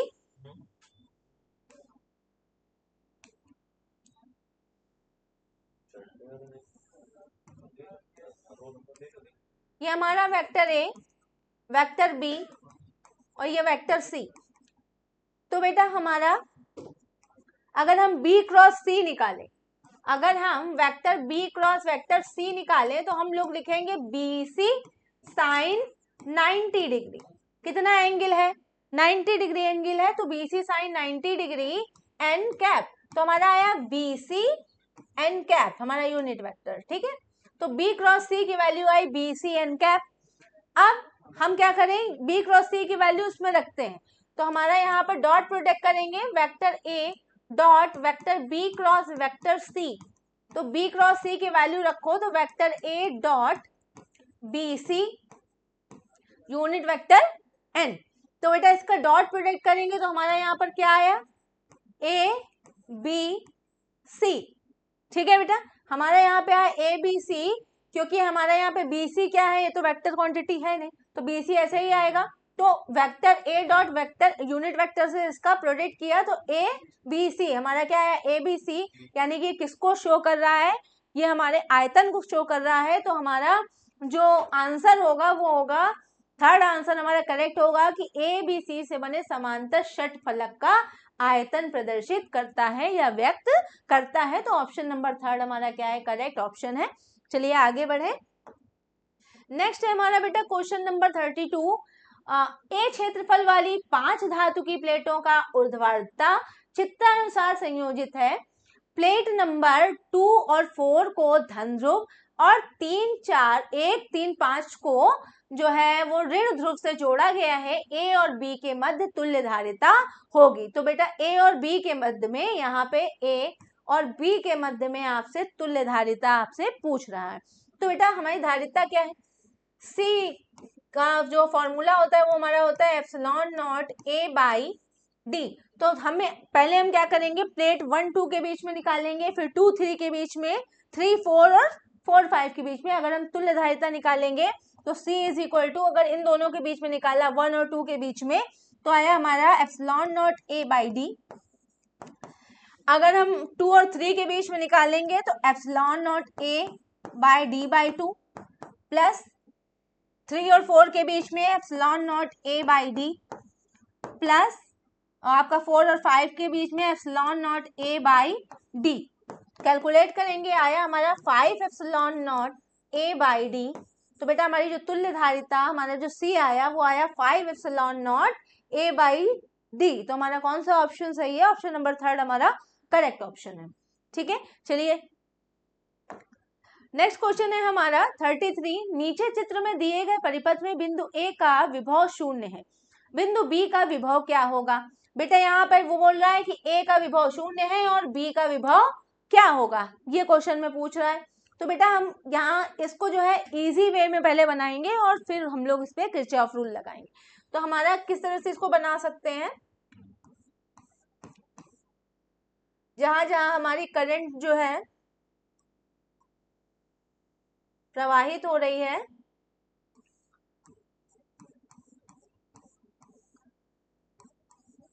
बेटा ये पॉइंट ए है आपका, ये जो बैटरी हमारी है 1 वोल्ट, करंट हमारी साम में है 1 एम्पियर, यहाँ पे जो हमारा रेजिस्टेंस दिया है वो 2 ओम का है, करंट जो है साम में हमारी 1 एम्पियर है, यहाँ पे बैटरी का जो वोल्टेज दिया हुआ है 2 वोल्ट दिया है और इस आर्म में जो करंट है वो हमारी 2 एम्पियर है। ठीक है, ये पॉइंट हमारा सी है और ये पॉइंट हमारा डी है। ठीक है बेटा, अब हम लोग क्या करेंगे, इसमें किरचॉफ वोल्टेज लॉ लगाएंगे। तो किरचॉफ वोल्टेज लॉ में यहां से चलते हैं। ठीक है, तो यहाँ पे पोटेंशियल हमारा VA प्लस, अब यहाँ बैटरी का हमारा क्या है 1, इस आर्म में आओ तो हमारा यहाँ पे V क्या हो जाएगा, V is equal to I R, current हमारी 1 एम्पियर है और R हमारा 2 है, यानी कि 1.2 प्लस इसमें आए तो हमारा हुआ 2 वोल्ट इज इक्वल टू किसके हो जाएगा, हमारा VB के। ठीक है, इसको सॉल्व करिए जल्दी से। वो बोल रहा है कि VA का जो हमारा पोटेंशियल है, वो VA का जो विभव है वो हमारा क्या है, 0 है। VA का विभव वो हमको 0 दे रहा है, A पर विभव 0 दे रहा है, तो 0 प्लस यहाँ पे 1, यहाँ पे माइनस होगा, उल्टा डायरेक्शन, तो यहाँ पे माइनस होगा, तो यहाँ पे आया 1 प्लस 2 माइनस 2 इज इक्वल टू VB। तो 2 से 2 हमारा कैंसिल आउट हो गया, तो VB आया हमारा यहाँ पर 1 वोल्ट। तो VB की वैल्यू हमारी आई 1 वोल्ट और 1 वोल्ट हमारा क्या है, पॉजिटिव है, और तो हमारा ऑप्शन नंबर यहाँ 1 जो है वो बिल्कुल सही ऑप्शन है, +1 वोल्ट। नेक्स्ट क्वेश्चन पे आते हैं। नेक्स्ट क्वेश्चन हमारा 34। एक धारावाही बंद कुंडली PQRS एक समान चुंबकीय क्षेत्र में रखी गई है। PS, SR और RQ भागों पर चुंबकीय बल F1, F2 और F3 है, जो कागज के तल में प्रदर्शित दिशाओं में है। भाग QP पर चुंबकीय बल कितना होगा। तो भाग QP पर बेटा आपसे चुंबकीय बल पूछ रहा है, तो किस तरह से इसको हम लोग निकालेंगे। हम देख रहे हैं कि PS जो है उस पर फोर्स हमारा F1 है, SR पे F2 है, QR पे F3 है। तो हमने माना जो हमारा PQ है उस पर हमारा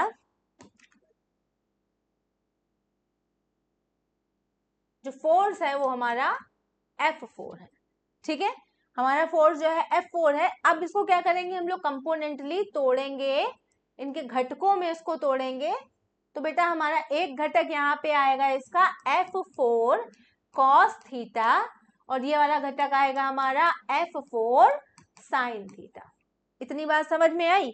तो बेटा F4 cos theta, F4 sin theta. अब हम देखते हैं कि जो हमारे कंपोनेंट हैं, जो हमारे घटक हैं, ये किस फोर्स को बैलेंस कर रहे हैं।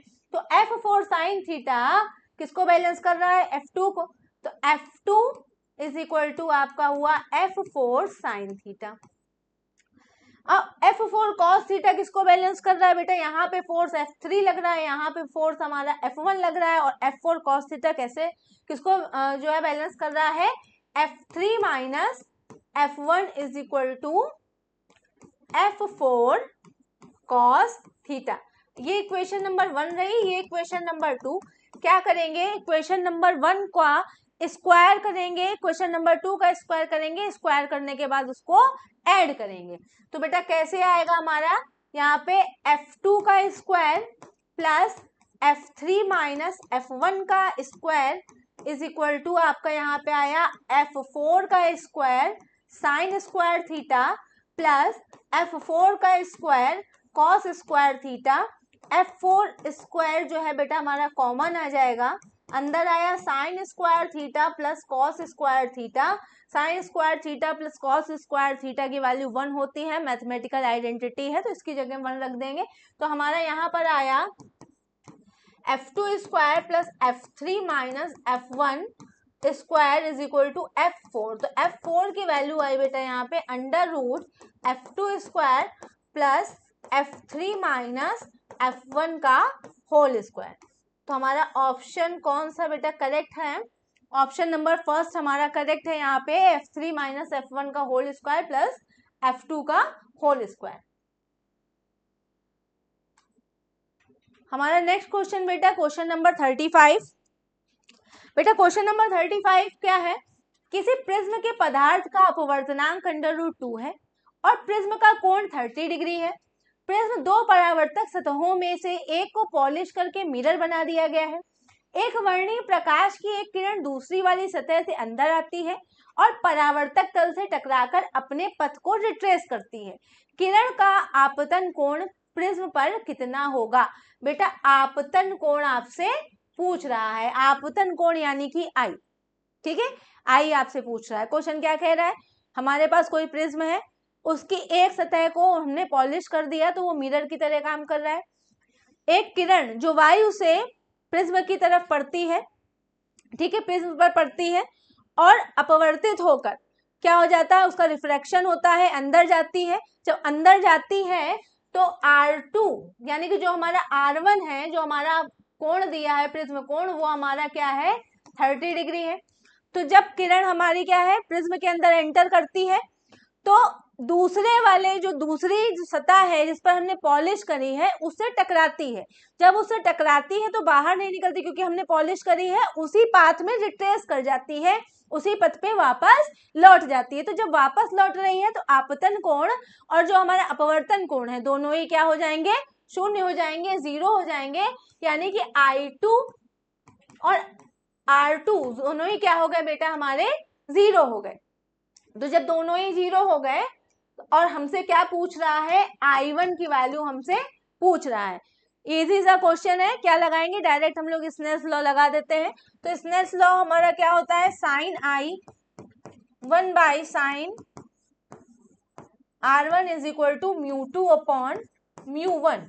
तो बेटा μ2 हमें क्या दिया हुआ है, अंडर रूट 2 प्रिज्म का अपवर्तनांक, और μ1 क्या है, वायु से अंदर की तरफ जो है किरण जो है प्रवेश कर रही है, तो वायु का हमारा 1 होगा। तो यहाँ पे साइन I1 हमें I निकालना है, I1 हमको निकालना है। तो sine I1 is equal to under root 2 into sine R1, और R1 की वैल्यू बेटा उसने हमको दी है 30 डिग्री, तो यहाँ पर हो जाएगा √2 इंटू साइन 30 डिग्री, और साइन 30 डिग्री की वैल्यू होती है बेटा 1/2, तो √2 इंटू 1/2 यानी कि √2/2। तो ऐसा तो साइन में कोई मान नहीं होता, तो इसको सॉल्व करने के लिए हम लोग क्या करेंगे, अंश और हर दोनों में हम √2 का गुणा करेंगे। तो जब दोनों का √2 का गुणा किया तो आया 2/2 √2, तो 2 से 2 कैंसिल हुआ, हमारा आया 1/√2। तो हमारा यहाँ पे आया sine I is equal to 1/√2। तो ये 1/√2 किसका मान होता है, 45 का मान होता है। तो sine I1 is equal to sine 45 degree. तो I1 इज इक्वल टू बेटा हमारा क्या आया यहाँ पे 45 डिग्री। तो आपतन कोण हमें मिला यहाँ पे 45 डिग्री। तो हम लोग ऑप्शन देखते हैं, तो बेटा ऑप्शन हमारा 4 जो है वो बिल्कुल करेक्ट है, 45 डिग्री। चलिए नेक्स्ट क्वेश्चन, क्वेश्चन नंबर 36, कौन सा कथन सत्य है। कथन ए, रक्त जल से अधिक श्यान है, और दूसरा कथन है कि रक्त की आपेक्षिक श्यानता 0 डिग्री सेल्सियस से 37 डिग्री सेल्सियस के मध्य स्थिर रहती है। तो बेटा जो कथन एक है वो बिल्कुल हमारा सही है कि रक्त जल से अधिक श्यान है। रक्त जो है, रक्त की जो विस्कोसिटी होती है वो जल से क्या होती है, ज्यादा होती है। तो रक्त जो है जल से अधिक श्यान है, बिल्कुल करेक्ट है। रक्त की आपेक्षिक श्यानता 0 डिग्री से 37 डिग्री के मध्य स्थिर रहती है, ये कथन भी हमारा करेक्ट है। तो ऑप्शन हमारे दोनों ही कथन करेक्ट है। तो देखिए हमारा कौन सा ऑप्शन जो है सही है, ऑप्शन नंबर 4 हमारा बिल्कुल करेक्ट है कि दोनों ही कथन जो है हमारे क्या है, सत्य हैं। चलिए नेक्स्ट हमारा आया 37 क्वेश्चन, निम्न में से कौन किसी भी विकृत क्षेत्र में हुक का नियम पालन नहीं करता। तो बेटा यहाँ पे है तन्य ठोस, भंगुर ठोस, प्रत्यास्थ तलक, इलास्टोमर ठोस, और फोर्थ है हमारा सभी तीनों हुक के नियम का पालन करते हैं। तो बेटा जो हमारे यहाँ पे इलास्टोमर ठोस होते हैं, जो हमारे प्रत्यास्थ तलक जो ठोस होते हैं वो क्या होते हैं, हमारे हुक के नियम का पालन नहीं करते हैं। तो हमारा कौन सा ऑप्शन सही होगा, ऑप्शन नंबर 3 हमारा बिल्कुल करेक्ट ऑप्शन है, प्रत्यास्थ तलक ठोस। चलिए आगे बढ़े, नेक्स्ट है हमारा क्वेश्चन नंबर 38, एक लंबे ठोस धातु के सिलेंडर में धारा I एक समान रूप से इसके अनुप्रस्थ क्षेत्रफल के लंबवत प्रवाहित हो रही है, तो इसके अक्ष से r दूरी पर चुंबकीय क्षेत्र का ग्राफ होगा। तो बेटा चुंबकीय क्षेत्र का ग्राफ आपसे पूछ रहा है, तो बेटा चालक के अंदर जो चुंबकीय क्षेत्र होता है, अगर चालक के अंदर की बात करें तो B is directly proportional to होता है R, और चालक के बाहर हमारा क्या होता है, B is directly proportional to 1/r। अगर इसको देखें, इसको फॉलो करें तो हमारा ये किसको प्रदर्शित करेगा, अगर हम इससे इक्वेशन बनाएं तो हमें क्या मिलेगा, सरल रेखा का समीकरण मिल जाएगा, ठीक है। और अगर हम इसको देखें तो हमारा क्या बनेगा, रेक्टेंगुलर हाइपरबोला बनेगा, क्योंकि ये 1/r है।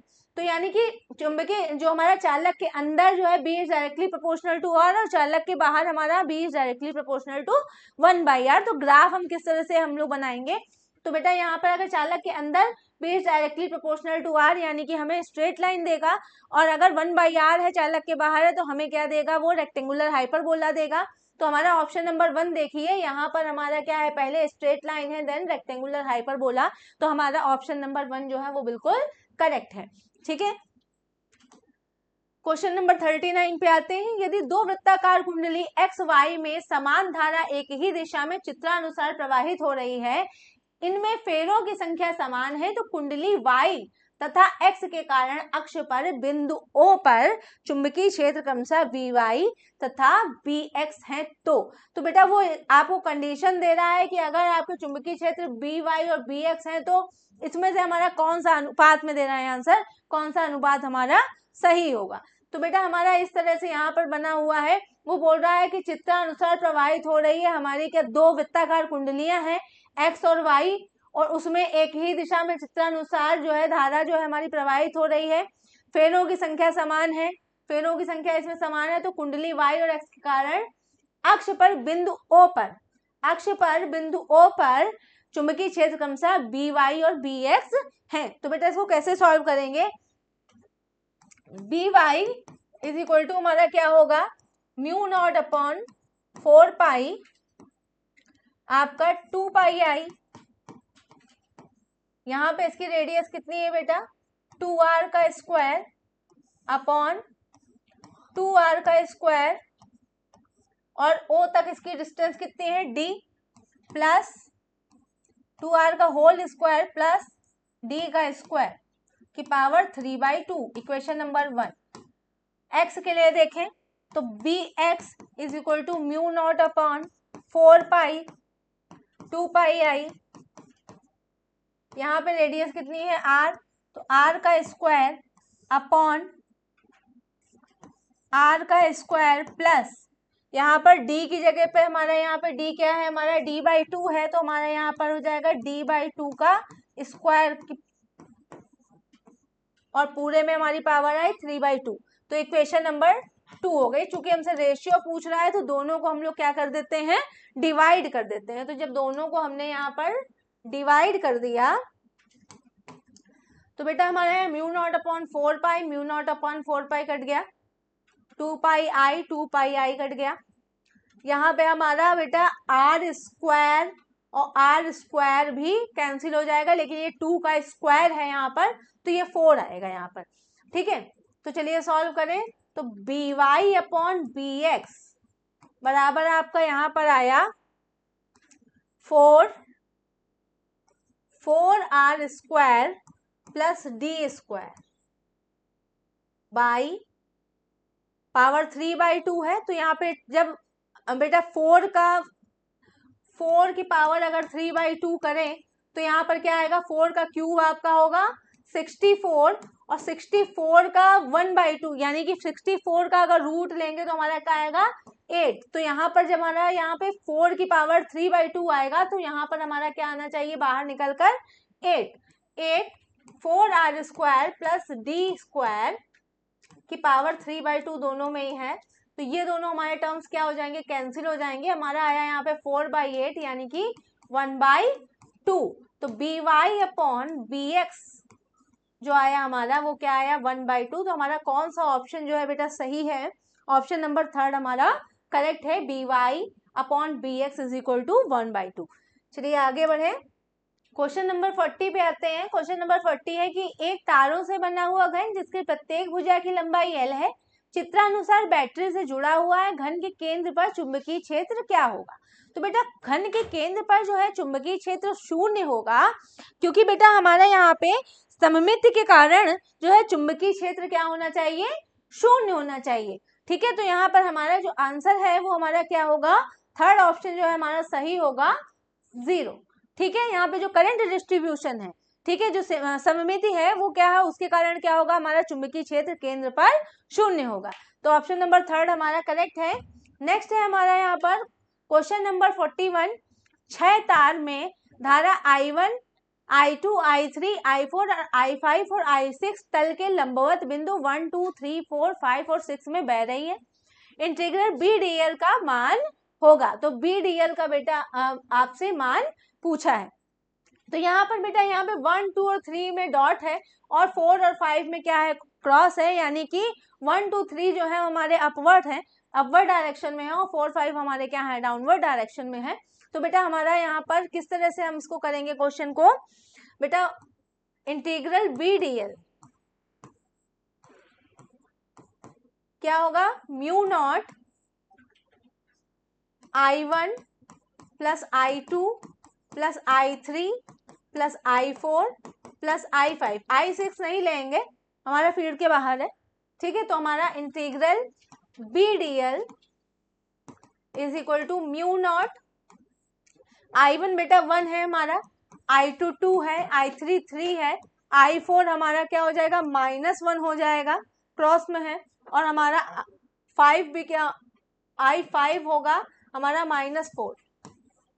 तो इसको सॉल्व करेंगे तो म्यू नॉट 1 2 और 3 हो जाएगा हमारा 6, और यहाँ पर हमारा आया -1 -4 -5 यानी कि हमारा म्यू नॉट इंटू 1 यानी कि म्यू नॉट। तो इंटीग्रल बी डी एल की जो वैल्यू आई हमारी आई क्या म्यू नॉट, तो हमारा ऑप्शन कौन सा सही है mu naught weber per metre inverse weber per metre या वेबर मीटर इनवर्स।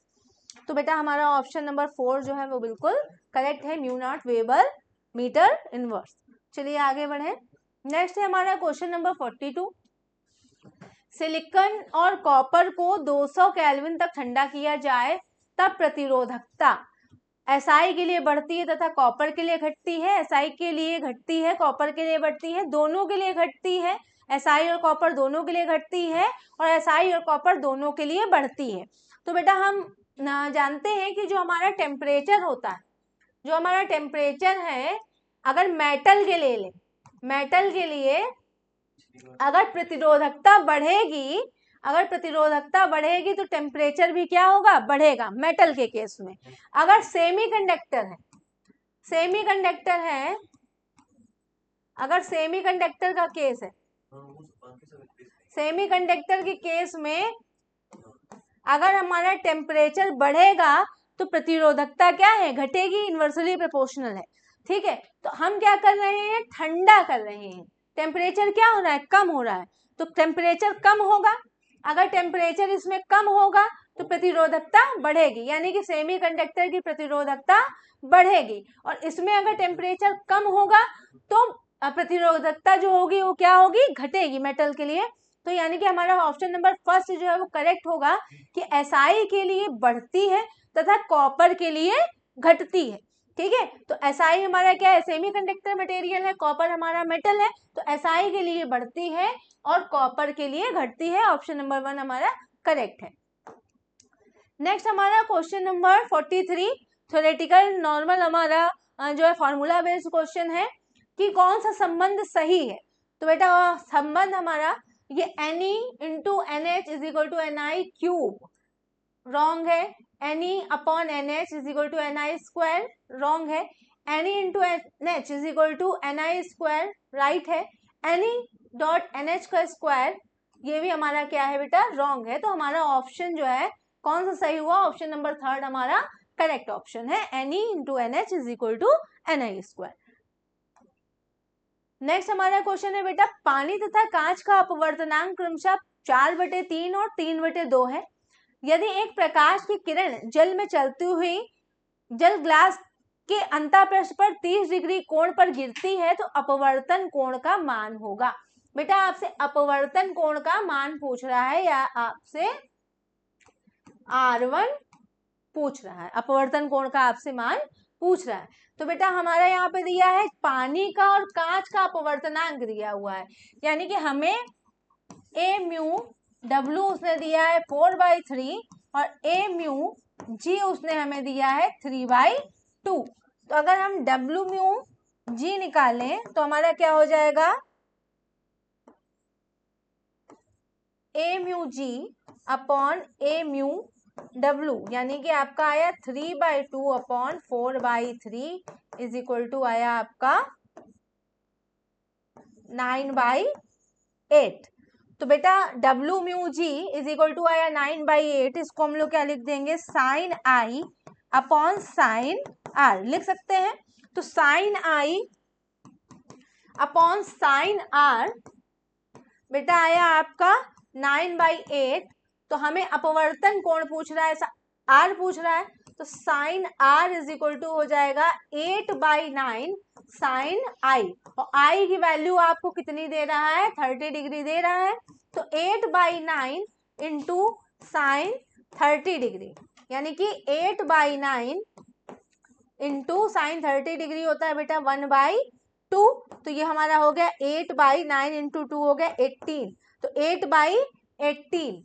तो sine R is equal to आया 8/18, तो R इज इक्वल टू हो जाएगा साइन इनवर्स 8/18। तो हमारा जो अपवर्तन कोण आया, जो हमारा रिफ्लेक्टेड एंगल आया, वो हमारा क्या आया, साइन इनवर्स 8/18। तो हमारा कौन सा ऑप्शन जो है सही है, ऑप्शन नंबर 1 हमारा करेक्ट है, साइन इनवर्स 8/18।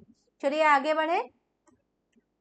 नेक्स्ट हमारा क्वेश्चन नंबर 45, यदि एक वस्तु का अवतल दर्पण से 30 सेंटीमीटर की दूरी पर रखा गया है और तथा प्रतिबिंब 10 सेंटीमीटर पर बनता है, यदि वस्तु 9 मीटर पर सेकंड की गति से चले तो प्रतिबिंब की चाल होगी। बेटा थोड़ा नया क्वेश्चन है, आपको अभी तक हम लोग V पूछते थे, U पूछते थे, F पूछते थे, लेकिन यहाँ पर प्रतिबिंब की चाल पूछ रहा है। तो यहाँ पे घबराने की जरूरत नहीं है, हमारे पास दूरी है। अगर हम टाइम के रेस्पेक्ट में, समय के रेस्पेक्ट में उसको अवकलन कर दें, उसको जो है डिफ्रेंशिएट कर दें, तो आसानी से हमारी चाल निकल सकती है। तो हमारा जो मिरर फॉर्मूला है, मिरर फॉर्मूला हमारा क्या है, 1/f is equal to 1/u plus 1/v। ठीक है, और फोकल लेंथ जो होती है वो तो बेटा कांस्टेंट होती है। ठीक है, फोकल लेंथ कांस्टेंट होती है, तो कांस्टेंट का जब हम लोग अवकलन करते हैं या डिफरेंशिएशन करते हैं तो हमेशा 0 आता है। तो यहाँ पर आया 0 is equal to 1 minus 1/u² du/dt। हम t के रेस्पेक्ट में इसको डिफरेंशिएट कर रहे हैं, माइनस 1/u² dv/dt। ठीक है, इसको सॉल्व करते हैं तो हमारा dv/dt का अगर मान निकालें तो dv/dt आया हमारा यहाँ पे minus v² upon u² du/dt।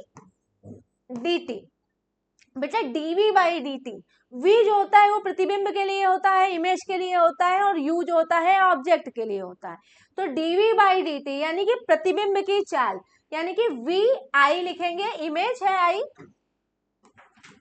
Is equal to आपका है यहाँ माइनस v² अपॉन u², यहाँ du/dt है, यानी कि आपकी क्या है, ऑब्जेक्ट की चाल या आपके वस्तु की चाल। तो यहाँ पे आया हमारा इंटू vo।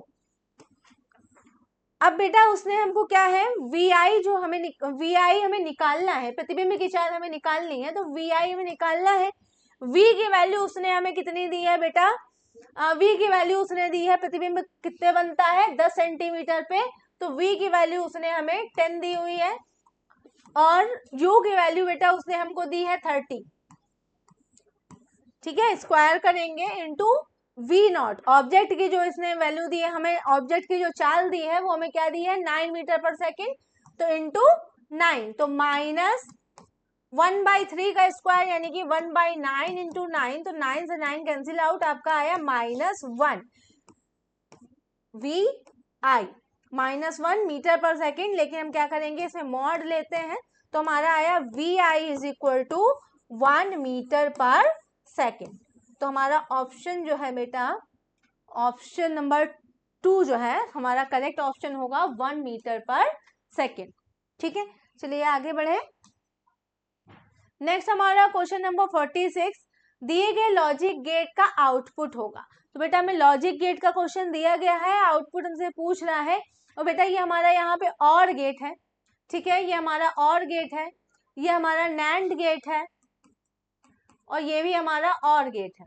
ठीक है, तो बेटा यहाँ पे हमारे इनपुट जो है वो है a और b, और गेट में क्या हो जाएंगे, ऐड हो जाएंगे, यहाँ पे हो गया a प्लस b।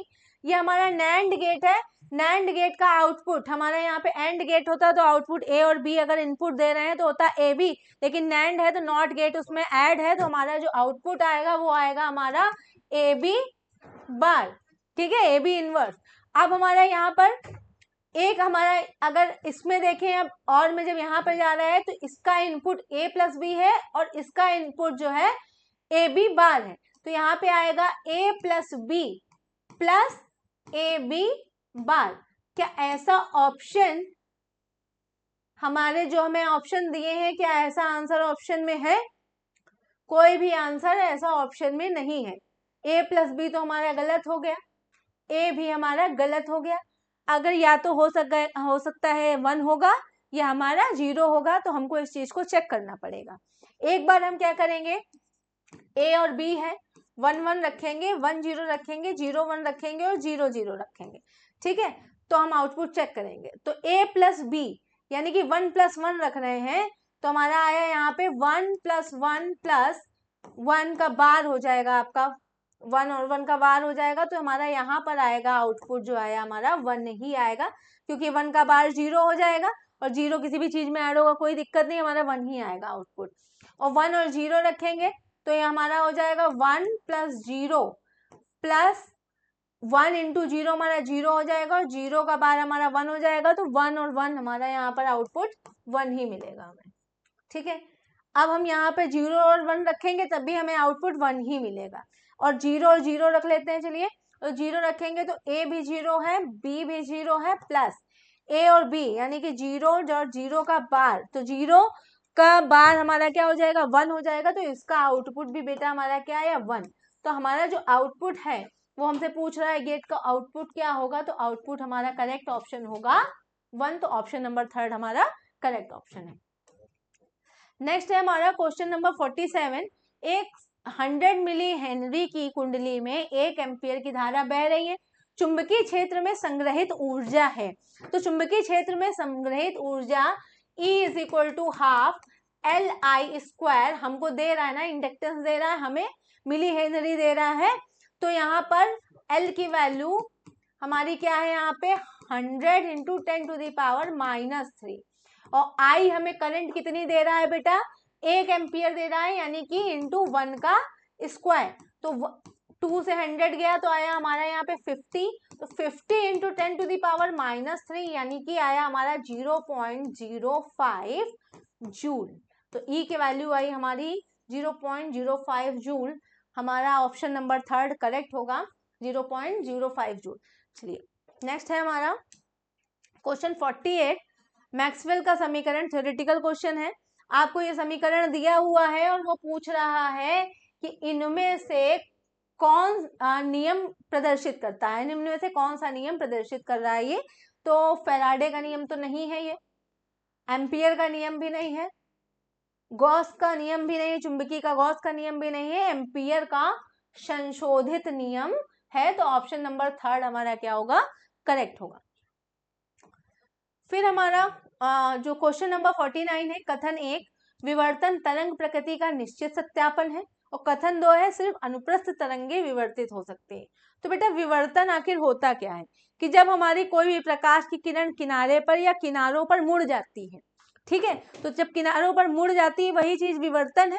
तो ये चीज अगर वो मुड़ जा रही है यानी कि प्रकाश क्या है तरंग की जो है प्रकृति को प्रदर्शित करता है, तो विवर्तन तरंग की प्रकृति का निश्चित सत्यापन है, बिल्कुल सही कथन है, ठीक है। और कथन 2 है सिर्फ अनुप्रस्थ तरंगे विवर्तित हो सकती हैं।